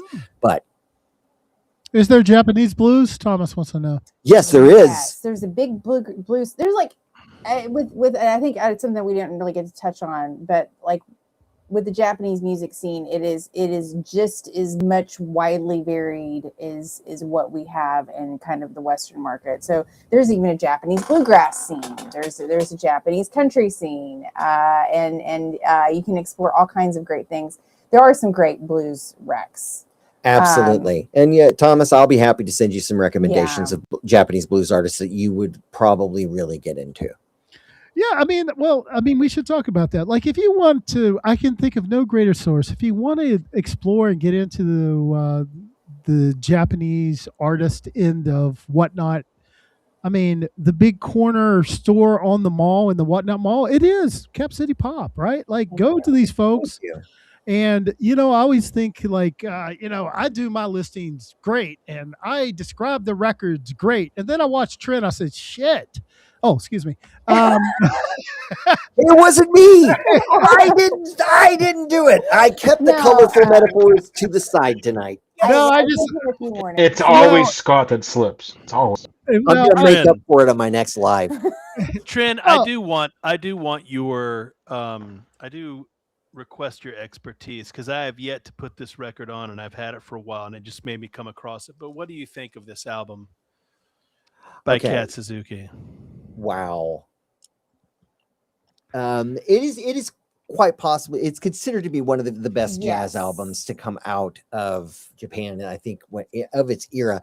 You know, personally for me, it's not necessarily the sound that I'm into. It's highly regarded. I like a much more experimental kind of sound. I like fusion sounds, more fusiony, more electronic. Definitely something that's a little bit more soundscape-ish. But it's an incredible record, and it's one that we get asked for a lot. It's out of print right now. And thank you so much for your compliment, Scott. I know we got kind of sidetracked, but Trin is an amazing grader, and I can't. Oh, he's the best. There. Well, I don't think anybody holds a candle to the way that y'all have your records graded, listed, like the descriptions are unbelievable. Like, and that's another thing. I've been somewhat quiet tonight, and a lot of that is because I love hearing the two of you talk. I love hearing the passion. The knowledge is unmatched. I don't speak because I'm clueless compared to the knowledge that the two of you have. Like, it blows me away. It truly does. I'm in awe of both of you. Thank you. Thank you so much. Yeah, and the other thing I'll say is, like, when we bring people on the show, I think we're bringing Whatnot Sellers. Well, first of all, our friends, we have a commonality, I think, in the way we approach Whatnot and how we want to be transparent. We list stuff So you know what's going to be for sale. You don't have to wait 3 hours for us to pull something out of the box. You might, and just the integrity of like the sellers. Like if you got a VG record, by God, it's VG. Tell people it's VG. And describe it, and you'll be surprised. You'll still sell the record. And Right. The Whatnot vinyl community gives back what you are willing to put into it. And if you're not going to put your best into it, then you're not going to get the best back out of it. And there's always room to improve. One of the things that we love about you guys is that equal passion. We see it in every single one of your streams. Shark's stream, Gonzo's, Scott, your stream. I mean, it's there, and it's inspiring. And like I said, there's always room for improvement. And watching our friends who we know also do things well, share those similar passions and have that similar drive and a respectful like etiquette as far as how this art should be displayed and should be treated. It drives us to want to do more and want to be better than what we are right now. Well, I think that's part of the overall. We all have an investment in the overall people's experience, customers' experience on Whatnot, and the more people that approach the things the way we do, and the other people we have on here, Rush Records, Channel 910. I don't know if people notice that we when we have people on, we are endorsing these people. We've been in their shows, we've bought records, 100%. And that's the people we try to have on. And the more people that approach it that way, I think the better we all are, because somebody doesn't buy that record and have a bad experience and say, I'm leaving Whatnot. That's bad for all of us when somebody leaves Whatnot. So we like to promote and hang out with the people that I think we all have a similar approach to Whatnot. So, and passion. I learned so much from all of y'all. We cruise through your streams, and all of you have a real dedication and appreciation and honesty for your music and in curation in a lot of your streams. And it's definitely it's what makes Whatnot great. You know what I love? I love going into shows, and I love it when sellers are brutally honest. I'll be the first to tell you guys any day of the week if somebody comes in and talks to me, wants to talk to me about rap or country, what have you, I will tell you, familiar, but I'm not going to BS it. I love going into rooms where you're going to get brutal honesty. You're going to get a good description, grading, an opportunity for the listener in your show, prospective buyer, to be able to listen to the record being played, to give them, to put the ball in their court, to decide whether or not it's something that they want to purchase. But doing it the right way. Those are the sellers that I gravitate towards. I have a hard time selling stuff I don't know about. Like, I'm the same. Yeah, I import Japanese records. I can import Takanaka and stuff, but I'm not doing it. Like, there's already somebody that does it better, and I feel like a hypocrite. I don't know that music. Like, if a Night Ranger record comes out there, I know every Night Ranger record in order, all the members of the bands. That's the music I want to sell. The stuff I feel like I have an expertise in, and and with like a lot of the newer artists, we refer people to Stacy. Her and Danny do a great job with a lot of new releases. So, oh my gosh, they're great. They're great. Like, it's just great to be able to say, listen, I'm not the trusted advisor you're probably wanting to speak to on that. However, I can direct you to so-and-so, and they will take absolute phenomenal care of you and get you exactly what you need. Yeah, there's probably a lot of, like, when we have our shows, there's probably a lot of strange, like, at Cap City Pop, and they're probably like, "What? Why am I getting?" Well, it's just because we're telling people that that's who you need to go to talk. Or I do that Best Coast Music too. A lot of times when people are asking for new presses or color variants, I was like, I'm not the person to talk to about that. So it's really hard on Whatnot to fake enthusiasm for something that you're not into. Yeah. Right. Yeah. And I think that it's just so much more enjoyable. And I think, we see it in all of our shows when you're when you're talking about something that you're really into, that you really know what you're talking about, like how much more exciting it is, and just how, you know, I feel that with all of y'all. And it's easier to inspire the audience that's watching you at the time to want to, say, maybe step outside of their own realm and maybe explore something different, whether it be Japanese music or whether it be a Night Ranger record that they've never listened to before, or the fifth best Kenny Chesney album. You were doing, I don't remember the exact. That will be for sale, Trin, on Saturday. Scott, you did a really interesting take. I can't remember the exact term that you used in your last show, where you're talking about shows, or you're talking about vinyl that you necessarily, you had an exact term for it. You're like, this is a really good record, but it's not something that I was super familiar with, but I've listened to it and it's really good. I can't remember, but I was like, that is fantastic. I wish I knew it, how you were wording it. But yeah, I mean, nothing makes me. That's why, you know, I love listening to these records people recommend, because I'm always looking. Give me another one. My music collection is not large enough. I want another great record I'm going to love for the rest of my life. You know. You know what I love? I love it when I tell Scott, "Hey, listen to Wolfgang Amadeus Phoenix. You're going to love it," and he just like ridges up. He actually listens to it and calls me. He's like, "That's a damn good record." It is. Same thing with Phenomenal Tucker. Yeah. Tucker, the cantankerous, you know, the cantankerous brethren that he is, right? Actually took the time to go listen to the Rentals, Return of the Rentals. I wouldn't think that he would do it, and he did, and he came back and was like, "That is a great record." Scott, of course, murdered it, but that's what it's about, right? It's like, you know, telling people to actually check a record out, and somebody being like, "Hey, you know what? Hey, I trust, you know, he or she enough to where, yeah, maybe I'll go and do it," and then come back and be like, "Where the hell have I been? This thing is, you know, this is great." Scott And I still love tries that. to get That's me one of to the things listen I to live records. for. Yes. Yeah, I did too. Like, I was so happy that like a couple people listened to that Beth Hart, because I just love that record. And you know, it's not going to be for everybody. Like Tucker didn't really like the Frog Stomp. I actually think the Frog Stomp's pretty good, but I love it. you know, Preferred their second album. Yeah. What, Silverchair? Yes. Yeah. Frog Stomp is awesome. I don't think I have. I think I only have the CD of Frog Stomp. That's the only one I'm. Well, that Pure Massacre from Frog Stomp was fantastic. Lead single Tomorrow was good. Check that out. Didn't really know about didn't really dig the video that much, but So we got it. yeah. See, I watched. So Shade might be my favorite song on the record.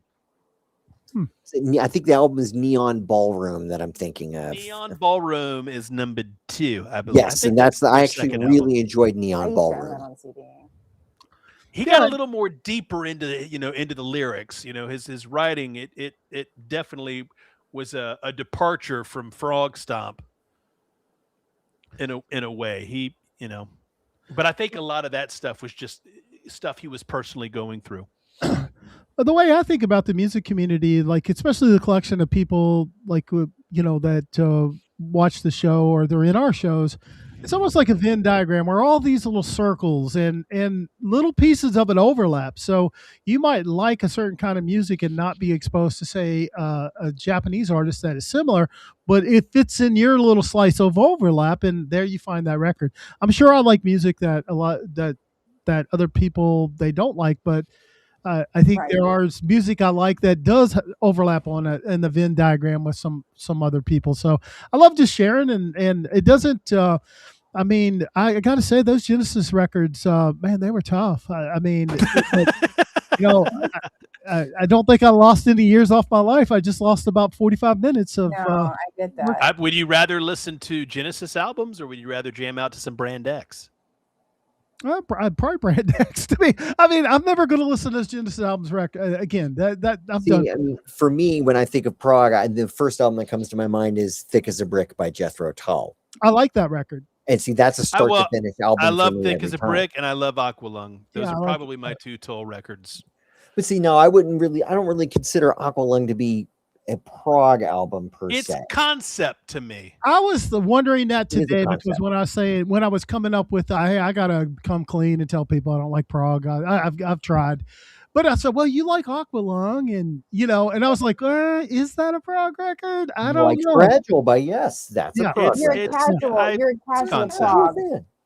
Casual prog listener. I think what it is the prog bands. Prog bands every once in a while they go a little more towards mainstream, and I think when they hit that, I do like it. It's like is Asia self-titled a prog record? Is yes 90125 a prog record?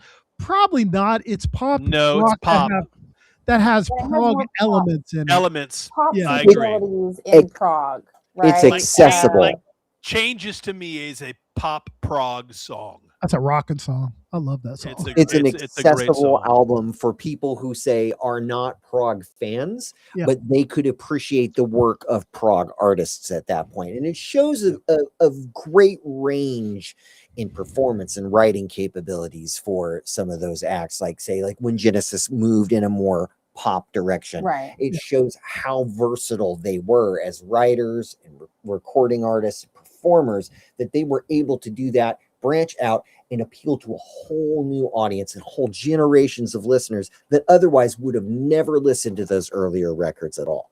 Yeah, I agree. That's good. I'm glad they brought it up because I was thinking that to myself about the Aqualung. I was like, is that prog? I don't feel like it's prog, but I like that Jethro Tull record.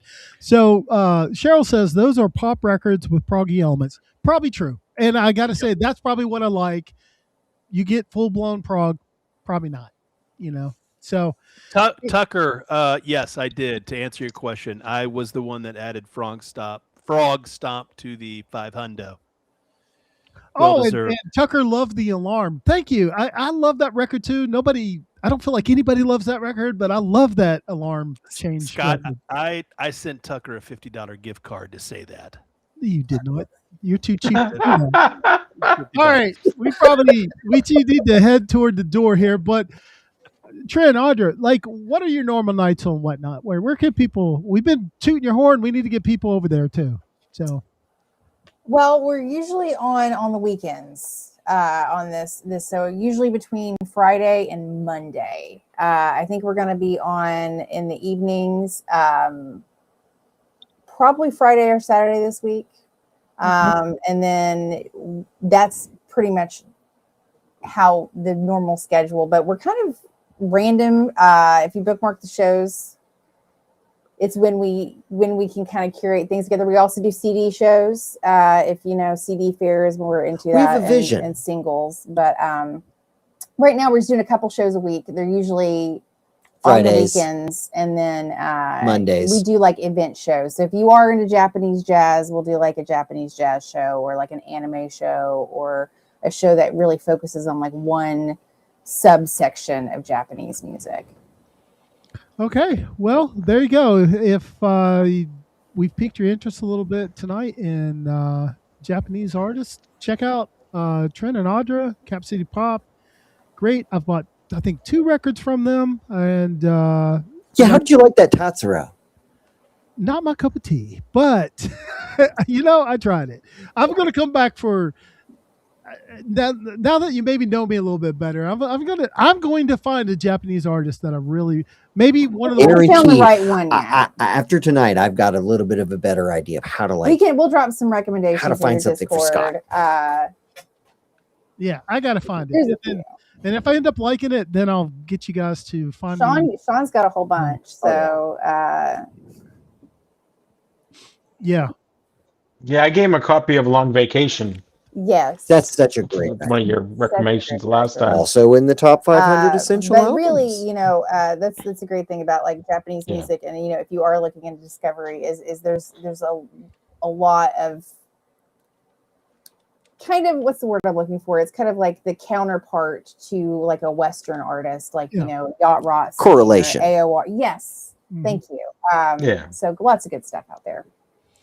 All right. Sounds good. Sean, is your camera sitting on the floor? I feel like you're looking down at us. You're not on the toilet right now, are you? Oh, okay.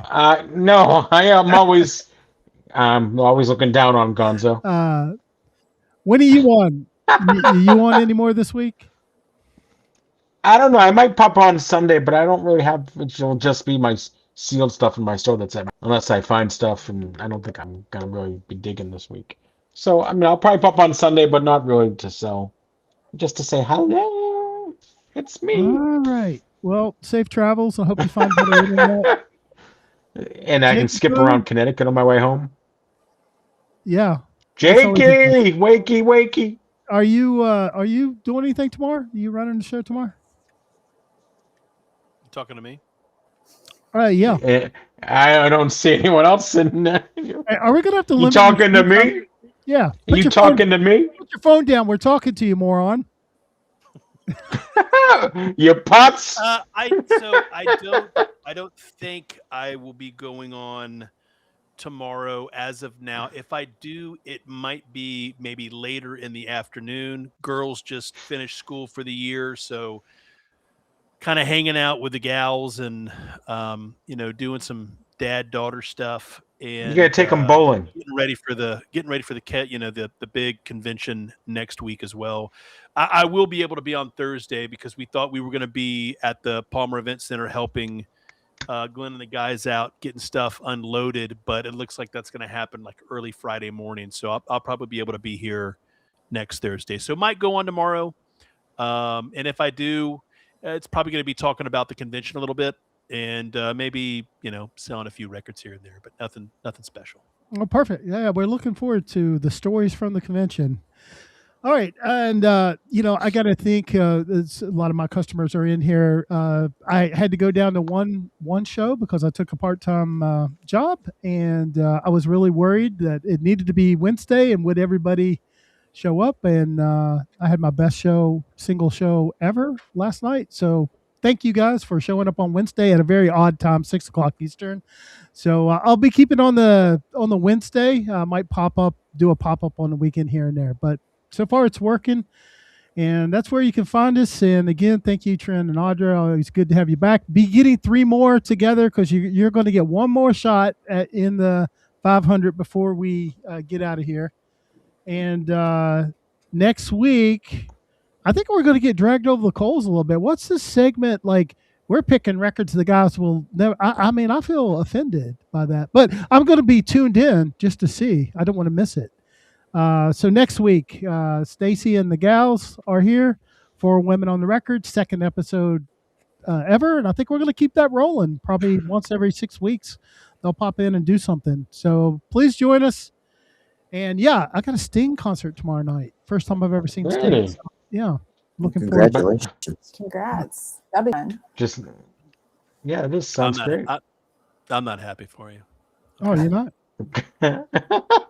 But I am super pumped about the Wallflowers concert. That sounded like it was a blast.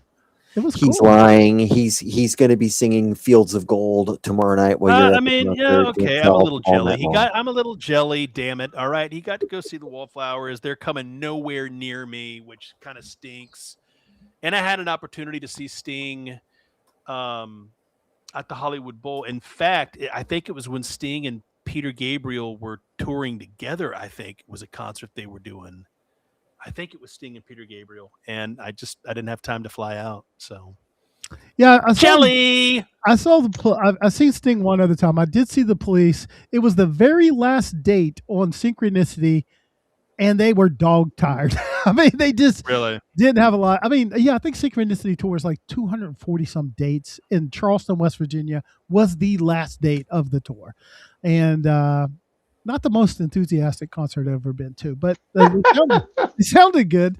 So anyway, here's hoping Sting has a little more energy tomorrow night. I think he probably will. All right. Well, thank you, Sean. You survived it. You only had to reconnect 6 times, so felt like 20, but yeah. So everybody tune in next week, 8:00 Eastern on Thursday night. We got 4 Women on the Record, and we'll see everybody soon. Take care. Cheers, y'all. See you later. Cheers. Bye.